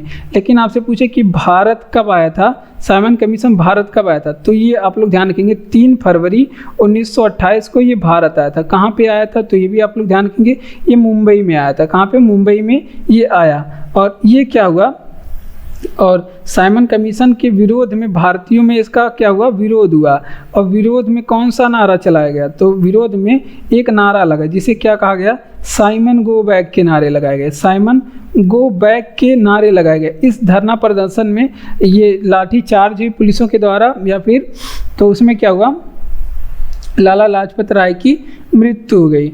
ठीक। और बात करते हैं साइमन कमीशन की, तो इसका अन्य नाम भी पूछा जाता है। इसका अन्य नाम क्या था, तो साइमन कमीशन का अन्य नाम व्हाइट मैन कमीशन था। क्या था, व्हाइट मैन कमीशन भी था। ठीक। साइमन कमीशन का व्हाइट मैन कमीशन भी नाम था। क्यों व्हाइट मैन कमीशन नाम था, क्योंकि इसके सारे सदस्य जो थे, साइमन कमीशन में जितने भी सदस्य थे वो सारे के सारे अंग्रेज थे। और ये पूछा जाता है कि किसके शासनकाल में ये आया था साइमन कमीशन, तो ये इरविन के शासनकाल में आया था। किसके शासनकाल में, इरविन के शासनकाल में भारत आया था। तो इतनी चीज़ें आप लोग यहाँ से ध्यान रखेंगे।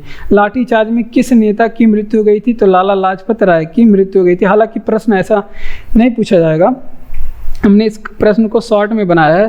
तो ऐसे पूछा जाएगा कि साइमन कमीशन के विरोध के दौरान लाठीचार्ज में किस नेता की मृत्यु हो गई थी, तो आप जवाब बताएंगे लाला लाजपत राय। साइमन कमीशन के बारे में पूछेंगे तो इसका गठन हुआ था जो है 1927 में। और भारत कब आया था? 3 फरवरी 1928 को भारत आया था। कब आया था? 3 फरवरी 1928 को। और भारत में मुंबई में आया था। इसके विरोध में नारे लगाए गए, साइमन गो बैक के नारे लगाए गए। और इसका अन्य नाम क्या था? व्हाइट मैन कमीशन था। और ये शासनकाल स्थिति में इरविन के शासनकाल में साइमन कमीशन भारत आया था। बढ़ते अपने अगले प्रश्न को। ब्लड प्रेशर मापने के लिए किस यंत्र का प्रयोग किया जाता है? तो देखिए, ब्लड प्रेशर मापने के लिए स्फिग्नोमैनोमीटर का प्रयोग करते हैं।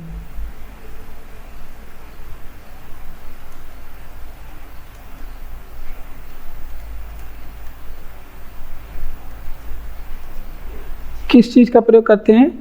स्फिग्नोमैनोमीटर का प्रयोग करते हैं ब्लड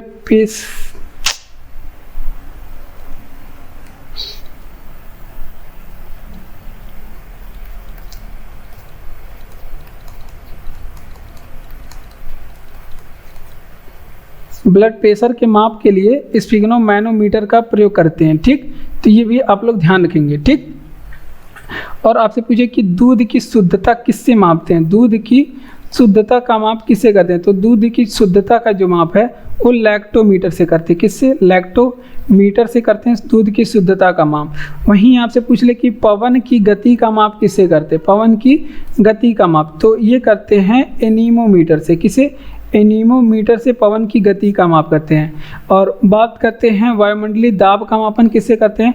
वायुमंडल की दाब का मापन किससे करते हैं? तो ये करते हैं बैरोमीटर से। किससे? बैरोमीटर से करते हैं वायुमंडल के दाब का मापन। ठीक, तो इतनी चीज़ें यहाँ पे आप लोग ध्यान रखेंगे, पूछा जाता है एग्जाम में।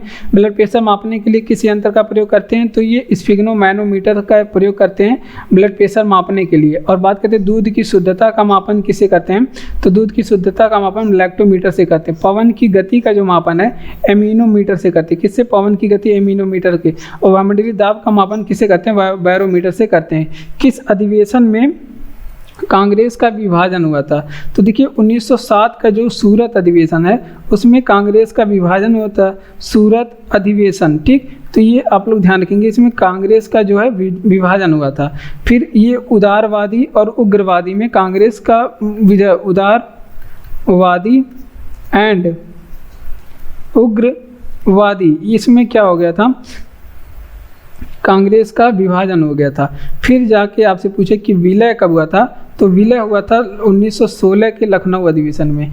किस अधिवेशन में? 1916 के लखनऊ अधिवेशन में इनका विलय हो गया था। और बात करते हैं इसका गरम दल और कांग्रेस और मुस्लिम लीग के बीच में समझौता भी हुआ था। और गरम दल और फिर नरम दल के बीच में भी समझौता हो गया था। ठीक, ये भी आप लोग ध्यान रखेंगे। और जो लखनऊ अधिवेशन था जिसमें विलय हुआ था उसके पूछा जाता है इसकी अध्यक्षता किसने किया था? तो इसकी अध्यक्षता करने का काम अंबिका चरण मजूमदार ने। किसने? अंबिका चरण मजूमदार ने किया था। ठीक, तो इतनी चीज़ें यहाँ से आप लोग ध्यान रखेंगे। किस अधिवेशन में कांग्रेस का विभाजन हुआ था? तो 1917 का जो सूरत अधिवेशन था, 1907 का जो सूरत अधिवेशन था, इसमें जो कांग्रेस का जो विभाजन हुआ था, उदारवादी और उग्रवादी में विभाजन हो गया था। फिर जाके विलय 1916 के लखनऊ अधिवेशन में हुआ था। और लखनऊ अधिवेशन में गरम दल और नरम दल और मुस्लिम लीग और कांग्रेस के बीच में भी समझौता हो गया था। किसमें? मुस्लिम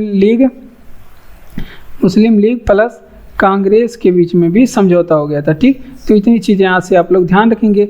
और बात करते हैं ये अध्यक्षता किसने किया था? तो अंबिका चरण मजूमदार ने इसकी अध्यक्षता की थी। स्टेनलेस स्टील किसकी मिश्र धातु होती है? तो देखिए, स्टेनलेस स्टील में 3 चीज़ें मिलाई जाती हैं। लोहा भी होता है प्लस क्रोमियम भी होता है। लोहा, क्रोमियम और निकल, ये चीज़ें मिलाई जाती है। क्या? लोहा, क्रोमियम, निकल। ठीक, तो ये इतनी चीज़ें आप लोग ध्यान रखेंगे। और आपसे पूछे कि कांसा किसकी मिश्र धातु होती है? कांसा, तो कांसा में कॉपर प्लस टिन को मिलाया जाता है। कॉपर और टिन को मिला के कांसा बनाया जाता है। ठीक, और वहीं पूछे कि जर्मन सिल्वर किसकी मिश्र धातु होती है? जर्मन सिल्वर में क्या क्या चीज़ें मिलाई जाती है? तो जर्मन सिल्वर में कॉपर मिलाया जाता है, कॉपर, जिंक और फिर निकल होता है। क्या होता है? कॉपर, जिंक और निकल का मिश्रण होता है, जर्मन सिल्वर। यहाँ से पेट में पूछे जाने की संभावना है, इस यहाँ से प्रश्न जरूर पूछे जाएंगे, ठीक। फ्यूज तार किसका मिश्रण होता है? फ्यूज तार। तो इसमें तांबा और लेड, सॉरी तांबा तो बिल्कुल नहीं रहता है, इसमें टिन और लेड रहता है। टिन प्लस लेड, लेड मतलब क्या? शीशा, ठीक। ये मिलके बनाया जाता है, ठीक। देखिए स्टेनलेस स्टील में 3 चीज़ें, आप लोहा, क्रोमियम और निकल। वहीं आपसे पूछे जर्मन सिल्वर में क्या क्या होता है? कॉपर, जिंक और निकल। कॉपर, जिंक, निकल, लोहा, सिल्वर, निकल, ये आप लोग ध्यान रखेंगे। स्टेनलेस स्टील और जर्मन सिल्वर इंपॉर्टेंट है। कांसा में क्या क्या चीज़ है? कॉपर यानी कि तांबा और टिन मिला के कांसा बनाया जाता है। फ्यूज तार में क्या बनाया? टिन और लेड मिला के फ्यूज तार बनाए जाते हैं, ठीक। बढ़ते हैं अपने अगले प्रश्न की। बुद्ध ने अपना पहला उपदेश कहाँ पे दिया था? तो बुद्ध ने अपना पहला उपदेश दिया था सारनाथ में। कहाँ पे? सारनाथ में। उस उपदेश देने की जो घटना है धर्म चक्र परिवर्तन कहा गया। क्या कहा गया? धर्म चक्र परिवर्तन कहा गया, ठीक। तो ये आप लोग ध्यान रखेंगे। और बात करते हैं, अगर आपसे पूछे कि बुद्ध ने अपना सर्वाधिक उपदेश कहाँ पे दिए थे? सर्वाधिक उपदेश कहाँ पे दिए? तो भगवान बुद्ध ने अपना सर्वाधिक उपदेश श्रावस्ती में दिए थे। कहाँ पे? श्रावस्ती में दिए थे। और ये आपसे पूछे कि उपदेश देने की भगवान बुद्ध की जो भाषा है वो क्या थी? तो पाली भाषा में दिए थे। किस भाषा में? पाली भाषा में दिए थे, ठीक। अगर आपसे पूछे कि भगवान बुद्ध की गृह त्याग कितने वर्ष पे होती है? तो भगवान बुद्ध की गृह त्याग जो है 29 वर्ष की अवस्था में होती है, 29 वर्ष की अवस्था में। और इस गृह त्याग की घटना को क्या कहा गया है? तो महाभिनिष्क्रमण कहा गया। क्या कहा गया? महाभिनिष्क्रमण कहा गया गृह त्याग की घटना को, ठीक। अगला प्रश्न है, आपसे पूछे कि भगवान बुद्ध की देह त्याग की घटना को क्या कहा गया? भगवान बुद्ध की देह त्याग की घटना को क्या कहा गया है? तो भगवान बुद्ध की देह त्याग की घटना महापरिनिर्वाण कहा गया। क्या? महापरिनिर्वाण कहा गया, ठीक। तो ये चीज़ें आप लोग ध्यान रखेंगे। और भगवान बुद्ध की जितने भी उपदेश दिए थे तो ये पूछा जाता है कि भगवान बुद्ध के उपदेशों का संकलन कहाँ पे मिलता है? भगवान बुद्ध के उपदेशों का संकलन जो है वो त्रिपिटक में मिलता है। कहाँ पे? त्रिपिटक में मिलता है। तो ये सारी चीज़ें यहाँ से आप लोग ध्यान रखेंगे। तो देखिए बुद्ध ने अपना पहला उपदेश कहाँ पे दिया? सारनाथ में दिया। और इस उपदेश देने की घटना को धर्मचक्र परिवर्तन कहा गया। और बुद्ध ने सर्वाधिक उपदेश जो है श्रावस्ती में दिया था। और इस किस भाषा में दिए थे? पाली भाषा में दिए थे। अपने जितने भी उपदेश दिए बुद्ध धर्म में पाली भाषा में, ठीक। और गृह त्याग की घटना 29 वर्ष की अवस्था में हुई थी। और गृह त्याग की घटना को बुद्ध धर्म में महाभिनिष्क्रमण कहा गया। और देह त्याग की जो घटना है उसे महापरिनिर्वाण कहा गया, ठीक। और बात करते हैं उपदेशों का जो संकलन है वो त्रिपिटक में लिखा गया है, ठीक। फॉरवर्ड ब्लॉक की स्थापना पेट में पूछा गया सवाल है, किसने किया था? सुभाष चंद्र बोस ने। किसने? सुभाष चंद्र बोस ने किया था फॉरवर्ड ब्लॉक की स्थापना 1939 में। जब सुभाष चंद्र बोस क्या कर दिए थे? कांग्रेस छोड़ दिए थे, उसके बाद फॉरवर्ड ब्लॉक की स्थापना किए थे। सुभाष चंद्र बोस ने कुछ नारा लगाए, जैसे क्या क्या नारा लगाए? दिल्ली चलो का नारा लगाए। कौन? दिल्ली चलो, तुम मुझे खून दो मैं तुम्हें आज़ादी दूंगा, ये तो आप लोग जानते ही हैं, लिखने की ज़रूरत नहीं है। जय हिंद और दिल्ली चलो का नारा भी किसने लगाया था? सुभाष चंद्र बोस ने ही लगाया था। ये भी आप लोग ध्यान रखेंगे, ठीक। और सुभाष चंद्र बोस के गुरु का क्या नाम था? तो सुभाष चंद्र बोस के गुरु का नाम चित्तरंजन दास था। क्या? चित्तरंजन दास था सुभाष चंद्र बोस के गुरु का भी नाम था, ठीक। तो इतनी चीज़ें यहाँ से आप लोग ध्यान रखेंगे। फॉरवर्ड ब्लॉक की स्थापना किसने किया? सुभाष चंद्र बोस ने फॉरवर्ड ब्लॉक की स्थापना 1913 में किया। कांग्रेस छोड़ने के बाद सुभाष चंद्र बोस ने फॉरवर्ड ब्लॉक की स्थापना की। इन्होंने दिल्ली चलो का नारा और जय हिंद का नारा भी सुभाष चंद्र बोस ने ही लगाया। सुभाष चंद्र बोस के गुरु का क्या नाम था? चित्तरंजन दास था सुभाष चंद्र बोस के गुरु का नाम, जिन्होंने क्या किया था? स्वराज पार्टी की स्थापना की थी। मोतीलाल नेहरू और चित्तरंजन दास दोनों लोग मिलके। मानव शरीर में पाचन का अधिकांश भाग किस अंग में संपन्न होता है? तो मानव शरीर के जो पाचन का अधिकांश भाग है वो छोटी आंत में संपन्न होता है। लेकिन आपसे पूछे कि प्रोटीन का पाचन कहाँ पे होता है? प्रोटीन का जो पाचन है वो कहाँ पे होता है? तो ये भी आपके ध्यान रखेंगे, छोटी आंत में ही होता है। कहाँ पे? छोटी आंत में होता है। अगर आपसे पूछे कि मानव शरीर में भोजन का अवशोषण कहाँ पे होता है? भोजन का अवशोषण कहाँ पे होता है? तो मानव शरीर में भोजन का अवशोषण भी छोटी आंत में ही होता है। छोटी आंत की लंबाई पूछी जाती है, इंपॉर्टेंट है। छोटी आंत की लंबाई कितनी होती है? तो 6 से 7 मीटर होती है। कितनी? 6 से 7 मीटर इसकी लंबाई होती है। अगर आप फीट में देखेंगे तो 20 फीट आएगा। अगर आपसे पूछे कि बड़ी आंत की लंबाई कितनी होती है, बड़ी आंत की जो लंबाई की बात करें कितनी होती है, तो ये होती है 1.5 मीटर बड़ी आंत की लंबाई। और ये मीटर में करेंगे, फीट में करेंगे तो 5 फीट लगभग आएगा। ठीक, तो ये चीज़ें आप लोग यहाँ से ध्यान रखेंगे। मानव शरीर में पाचन का अधिकांश भाग किस अंग में संपन्न होता है? तो छोटी आंत में मानव शरीर में पाचन का अधिकांश भाग संपन्न होता है। प्रोटीन का पाचन मानव शरीर में कहाँ पे होता है? तो छोटी आंत में ही प्रोटीन का पाचन होता है। बात करते हैं भोजन का अवशोषण भी कहाँ पे होता है? छोटी आंत में ही होता है। और बात करते हैं लंबाई कितनी होती है छोटी आंत की? 6 से 7 मीटर छोटी आंत की लंबाई होती है, या फिर फीट में देखेंगे तो 20 फीट आएगा। बड़ी आंत की लंबाई जो है 1.5 मीटर होती है, या फिर 5 फीट आएगा। पंजाब केसरी किसे कहते हैं? तो पंजाब केसरी जो है लाला लाजपत राय को कहते हैं। किसको? लाला लाजपत राय को क्या कहते हैं? पंजाब केसरी के नाम से जानते हैं। और वहीं कुछ पुरुषों के नाम, जैसे लौह पुरुष किसे कहते हैं? तो लौह पुरुष किसे कहते हैं? सरदार पटेल को, यानी कि सरदार वल्लभ भाई पटेल को क्या कहते हैं? लौह पुरुष कहा जाता है। और वो नेताजी किसे कहते हैं? नेताजी, तो नेताजी कहते हैं सुभाष चंद्र बोस को नेताजी एडोल्फ हिटलर ने सबसे पहले कह के संबोधित किया था। सीमांत गांधी किसे कहते हैं? सीमांत गांधी किसे कहा जाता है? तो रविंद्रनाथ टैगोर, सॉरी, खान अब्दुल गफ्फार खान को,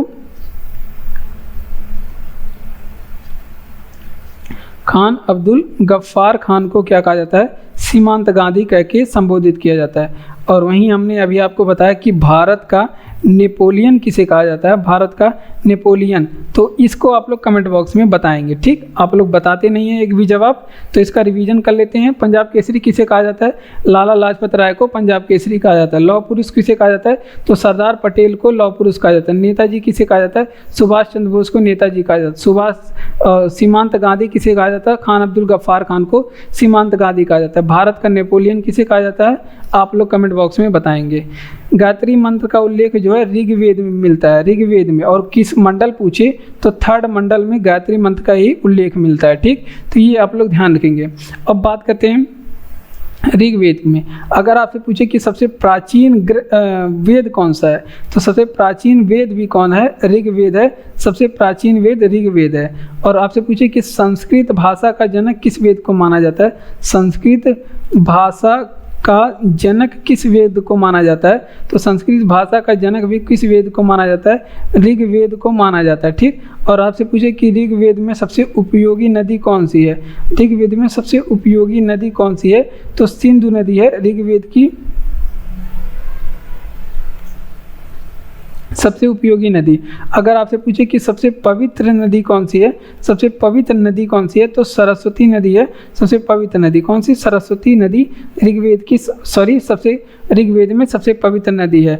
और ऋग्वेद में प्रमुख देवता किसे बताया गया है? प्रमुख देवता, तो ये सारे प्रश्न पूछे जाते हैं एग्जाम में। तो प्रमुख देवता इंद्र को बताया गया। अगर आपसे पूछे कि इंद्र के लिए किस नाम का उपयोग किया जाता है, तो ये पुरंदर नाम मिलता है, ये भगवान इंद्र का। और वो ऋग्वेद का सोम को समर्पित कौन सा मंडल है? तो ये भी पूछा जाता है, सोम को समर्पित कौन सा मंडल है? तो ये सोम को समर्पित वो 9वां मंडल है। ठीक, ऋग्वेद का 9वां मंडल सोम को समर्पित है। तो गायत्री मंत्र का उल्लेख ऋग्वेद में, ये 3रे मंडल में इसका उल्लेख मिलता है, ऋग्वेद के 3रे मंडल में। सबसे प्राचीनतम वेद कौन सा है? ऋग्वेद है। और ऋग्वेद में सबसे उपयोगी नदी किसे माना जाता है? सिंधु को। सिंधु को सबसे उपयोगी नदी। लेकिन आपसे पूछे पवित्र नदी किसे माना जाता है? सरस्वती नदी को पवित्र नदी माना जाता है। संस्कृत की भाषा का जनक भी किसे माना जाता है? ऋग्वेद को। ठीक, और प्रमुख देवता कौन माने जाते हैं? ऋग्वेद में भगवान इंद्र माने जाते हैं, जिन्हें पुरंदर कहा गया। सोम को समर्पित कौन सा मंडल है? 9वां मंडल है। ठीक, अगला प्रश्न, भूमध्य सागर का प्रकाश स्तंभ किसे कहा जाता है? तो देखिए, भूमध्य सागर का जो प्रकाश स्तंभ है स्ट्राम्बोली ज्वालामुखी को कहा जाता है। किस ज्वालामुखी को? स्ट्राम्बोली ज्वालामुखी को कहा जाता है भूमध्य सागर का प्रकाश स्तंभ। और आपसे पूछे कि भूमध्य सागर की कुंजी किसे कहते हैं? भूमध्य सागर की कुंजी किसे कहते हैं? ठीक, तो ये कहते हैं जिब्राल्टर जलसंधि को, जिब्राल्टर जल संधि को क्या कहते हैं? भूमध्य सागर की कुंजी कहते हैं। अगर आपसे पूछे कि बलियारका द्वीप, ये पूछा गया प्रश्न है, मतलब पेट में तो नहीं पूछा गया, लेकिन अभी रिसेंटली किसी एग्जाम में पूछा गया है, बलियारका द्वीप और माल्टा द्वीप ये कहाँ पे स्थित है? बलियारका द्वीप और माल्टा द्वीप, तो ये किस सागर में स्थित है? तो ये पूछा गया प्रश्न है, तो ये भूमध्य सागर में स्थित है। किस सागर में? अभी ये नया प्रश्न है, भूमध्य सागर में स्थित है। तो ये चीज़ें आप लोग यहाँ से ध्यान रखेंगे। और भूमध्य सागर को लाल सागर से कौन सी नहर जोड़ती है? भूमध्य सागर को लाल सागर से कौन सी नहर जोड़ती है? तो भूमध्य सागर को लाल सागर से जोड़ने वाली नहर का क्या नाम है? स्वेज नहर है। क्या? स्वेज नहर। स्वेज नहर का टोटल अधिकार किसका है? तो स्वेज नहर का पूरा अधिकार मिस्र का है। ठीक, ये भी आप लोग ध्यान रखेंगे। तो देखिए, भूमध्य सागर का प्रकाश स्तंभ किसे कहते हैं? तो स्ट्रोम्बोली ज्वालामुखी को भूमध्य सागर का प्रकाश स्तंभ कहते हैं। भूमध्य सागर की कुंजी किसे कहते हैं? तो ये आप लोग ध्यान रखेंगे, जिब्राल्टर जल संधि को भूमध्य सागर की कुंजी कहते हैं।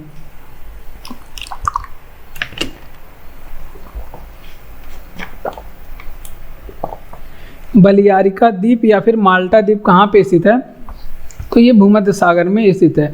भूमध्य सागर का और फिर लाल सागर का जोड़ने वाली नहर का नाम स्वेज नहर है। मिस्र की में इसका पूरा अधिकार है।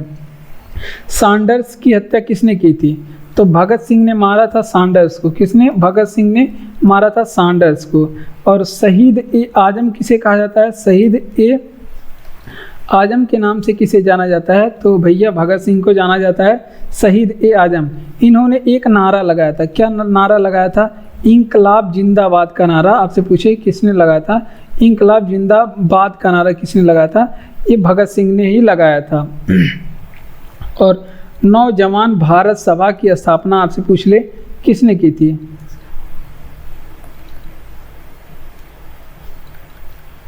नौजवान भारत सभा, इसकी स्थापना करने वाले भी कौन है? ये भगत सिंह है इसकी स्थापना करने वाले। तो इतना एरो है, सारा याद रखेंगे। सैंडर्स की हत्या भगत सिंह ने किया। इसने नारा कौन सा लगाया? इंकलाब जिंदाबाद का नारा भगत सिंह ने लगाया था। और शहीद ए आजम किसे कहा जाता है? भगत सिंह को कहा जाता है। नौजवान भारत सभा की स्थापना ये किए थे भगत सिंह किए थे। बढ़ते अपने अगले प्रश्न की ओर। 1857 के विरोध में किसने अपना बलिदान सबसे पहले दिया था? तो देखिए, इसमें मंगल पांडे ने सबसे पहले अपना बलिदान दिया। मंगल पांडे ने सबसे पहले अपना बलिदान दिया। मंगल पांडे ने विद्रोह कहाँ से किया था? मंगल पांडे विद्रोह कहाँ से किए थे? तो ये भी पूछा जाता है। तो ये बैरकपुर छावनी से अपना पहला विद्रोह वहाँ पे किए थे। और मंगल पांडे ने क्या किया था? एक पुलिस वहाँ पे गोली चलाई थी, इसके लिए इन्हें फांसी की सज़ा सुनाई गई थी। क्या की गई थी? फांसी की सज़ा सुनाई गई थी। और कब फांसी की सज़ा सुनाई गई थी? 8 अप्रैल 1857 को इन्हें फांसी की सज़ा सुनाई गई थी। मंगल पांडे ने एक नारा दिया था जो कि पूछा जाता है एग्जाम में, मारो फिरंगी को नारा किसने दिया था? मारो फिरंगी को नारा किसने दिया था? तो सभी लोग टीवी पे क्या देखे रहते हैं? झांसी की रानी देखे रहते हैं। और वो जानते हैं कि मारो फिरंगी का नारा झांसी की रानी ही दिए, क्योंकि झांसी की रानी टीवी पे आता है तो उस पर झांसी की रानी फिरंगी फिरंगी की रहती हैं अंग्रेज़ों को। तो इस वजह से उनको लगता है, बच्चों को लगता है कि मारो फिरंगी को नारा झांसी की रानी जी ने दिया। तो लक्ष्मीबाई वहाँ पे ऑप्शन में रहता है, तो आप लोग गलत कर देते हैं, ऐसा नहीं करना है। तो देखिए, 1857 के विद्रोह में किसने अपना बलिदान सबसे पहले दिया? तो सबसे पहले अपना मंगल पांडे ने दिया। और विद्रोह कहाँ से हुआ था? तो बैरकपुर से विद्रोह हुआ था। और इन्हें फांसी कब हुई थी? तो इन्हें फांसी दी 8 अप्रैल 1857 को इन्हें फांसी हुई थी। और इन्होंने नारा दिया था कौन? मारो फिरंगी को नारा दिया था ये मंगल पांडे ने। माउंट टिटलिस ज्वालामुखी पर्वत कहाँ पे स्थित है? तो माउंट टिटलिस ज्वालामुखी जो पर्वत है वो स्विट्जरलैंड में स्थित है। कहाँ पे? स्विट्जरलैंड में स्थित है। और बात करते हैं वहीं कुछ पर्वत की, जैसे आपसे पूछ ले कि ब्लैक पर्वत कहाँ पे स्थित है? ब्लैक पर्वत, तो ये ब्लैक पर्वत है आपके जर्मनी में। कहाँ पे? जर्मनी में। वहीं आपसे पूछ ले कि रॉकी पर्वत कहाँ पे स्थित है?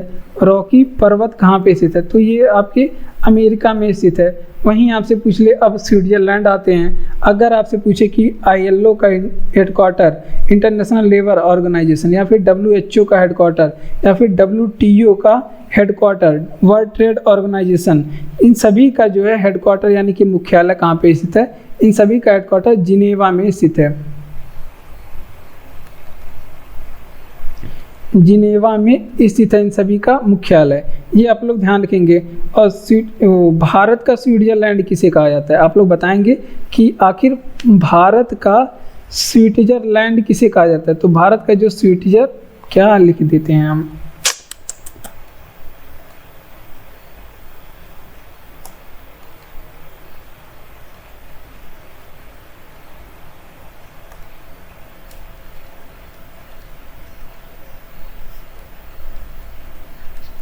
भारत का स्विट्जरलैंड कहा जाता है कश्मीर को। किसे?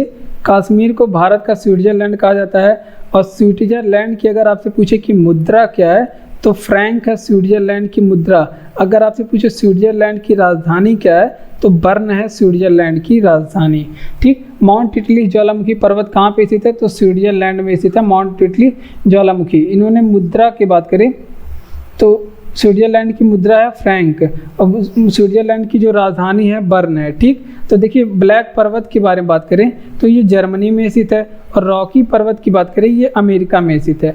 ILO, WHO और WTO का जो हेडक्वार्टर स्थित है वो जिनेवा में स्थित है। भारत का स्विट्जरलैंड किसे कहा जाता है? कश्मीर को कहा जाता है भारत का स्विट्जरलैंड। भारत की पहली महिला राज्यपाल कौन है? तो भारत की जो पहली महिला राज्यपाल है सरोजिनी नायडू है। कौन? भारत की पहली महिला राज्यपाल सरोजिनी नायडू हैं, ये आप लोग ध्यान रखेंगे। और भारत की पहली CM कौन है? भारत की पहली महिला CM कौन है? तो भारत की पहली महिला मुख्यमंत्री भी कौन है? सुचेता कृपलानी। कौन? सुचेता कृपलानी है। और सुचेता कृपलानी कहाँ की रहने वाली हैं? तो ये दोनों बनी थी उत्तर प्रदेश की। ये भी आपको UP में बनी थी राज्यपाल पहली बार महिला, और पहली बार मुख्यमंत्री भी उत्तर प्रदेश में ही बनी थी। अगर आपसे पूछे कि पहली महिला IPS कौन है? भारत की पहली महिला IPS का क्या नाम है? तो ये है आपकी किरण बेदी। पहली महिला IPS किरण बेदी हैं। ठीक। तो ये आप लोग ध्यान रखेंगे। और पहली महिला राष्ट्रपति कौन है? पहली महिला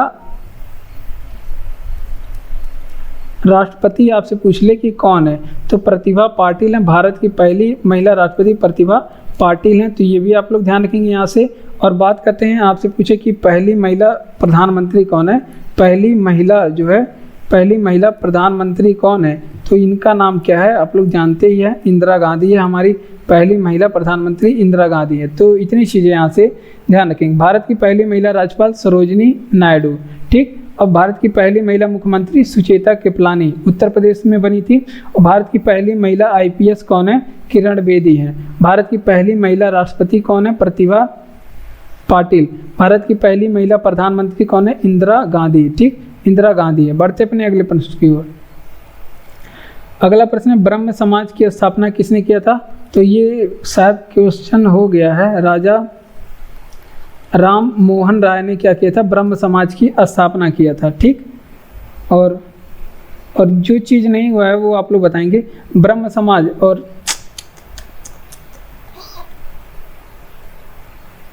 ब्रह्म समाज की स्थापना जो है राजा राम मोहन राय ने किया। किसने? राजा राम मोहन राय ने ब्रह्म समाज की स्थापना किया। और कब किए थे? तो 1828 में किए थे ब्रह्म समाज की स्थापना। और आपसे पूछे कि सती प्रथा का अंत भी किसने किया था? राजा राम मोहन राय ने 1829 में। कब किया था? सती प्रथा, इसका अंत भी किसने किया था? राजा राम मोहन राय ने। कब किया था? 1829 में सती प्रथा का अंत किया था। और आपसे पूछे कि आत्मीय सभा की स्थापना किसने किया था? आत्मीय सभा, तो इसकी भी स्थापना राजा राम मोहन राय ने किया था। किसने? राजा राम मोहन राय ने। अगर आपसे पूछे कि राजा राम मोहन राय की मृत्यु कहाँ पे हुई थी, या फिर आपसे पूछे कि राजा राम मोहन राय की समाधि कहाँ पे बनी हुई थी?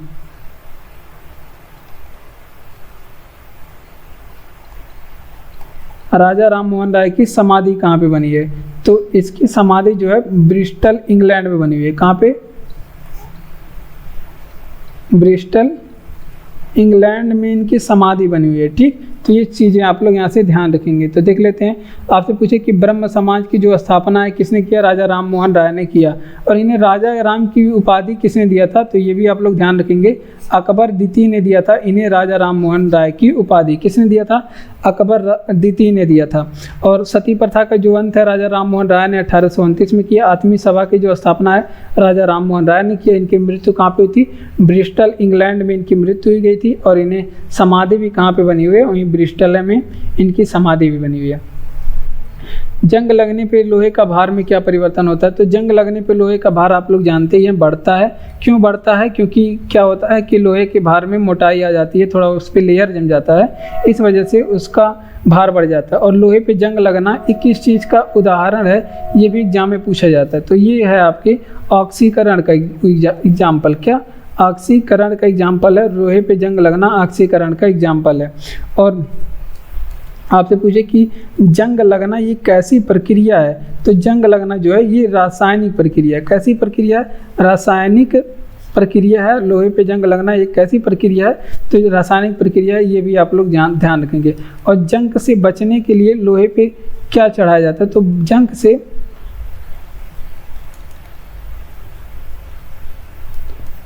से बचने के लिए लोहे पे किस चीज़ का परत चढ़ाते हैं, तो वो जिंक की परत चढ़ाते हैं। किस चीज़ की, जिंक की परत चढ़ाते हैं। जिंक को हिंदी में कहते हैं जस्ता। तो आप लोग ये भी ध्यान रखेंगे, कहीं आपको जस्ता मिल गया तो आप कंफ्यूज होंगे। क्रिया को क्या कहते हैं, और जिंक पे लोहे की परत चढ़ाना, लोहे पे जिंक की परत चढ़ाना, इस क्रिया को क्या कहते हैं, जस्तीकरण कहते हैं, जस्तीकरण कहते हैं। तो ये आप लोग ध्यान रखेंगे। या फिर इसे इंग्लिश में पूछेंगे तो गैल्वेनाइजेशन कहते हैं। क्या, गैल्वेनीकरण कहते हैं या फिर गैल्वेनाइजेशन कहते हैं। तो ये भी आप लोग ध्यान रखेंगे। तो देख लेते हैं, जंग से बचने के लिए जंग लगने से लोहे के भार में क्या बढ़ता है, और उदाहरण कौन सा, लोहे पे जंग लगना ये ऑक्सीकरण का उदाहरण है। और लोहे पे जंग लगना एक कैसी प्रक्रिया है, रासायनिक प्रक्रिया है। और जंग से बचाने के लिए लोहे पे जिंक की परत चढ़ाते हैं, और एक क्रिया क्या कहलाता है, जस्तीकरण या फिर गैल्वेनाइजेशन कहलाता है। बढ़ते अपने अगले प्रश्न की ओर। तो जय हिंद। अगर आपको वीडियो अच्छा लग रहा हो तो वीडियो को लाइक करें, चैनल को सब्सक्राइब करें, अपने दोस्तों तक इस वीडियो को शेयर करें और कमेंट करके बताएं कि ये आपको वीडियो कैसा लग रहा है। और आपको अगर वो चाहिए, क्या PDF चाहिए, तो आपको टेलीग्राम चैनल पे इसका लिंक मिल जाएगा, डिस्क्रिप्शन में लिंक मिलेगा। और टेलीग्राम चैनल पे क्या मिलेगा, PDF मिलेगा, वहाँ पे जाके आप PDF ले सकते हैं। धन्यवाद।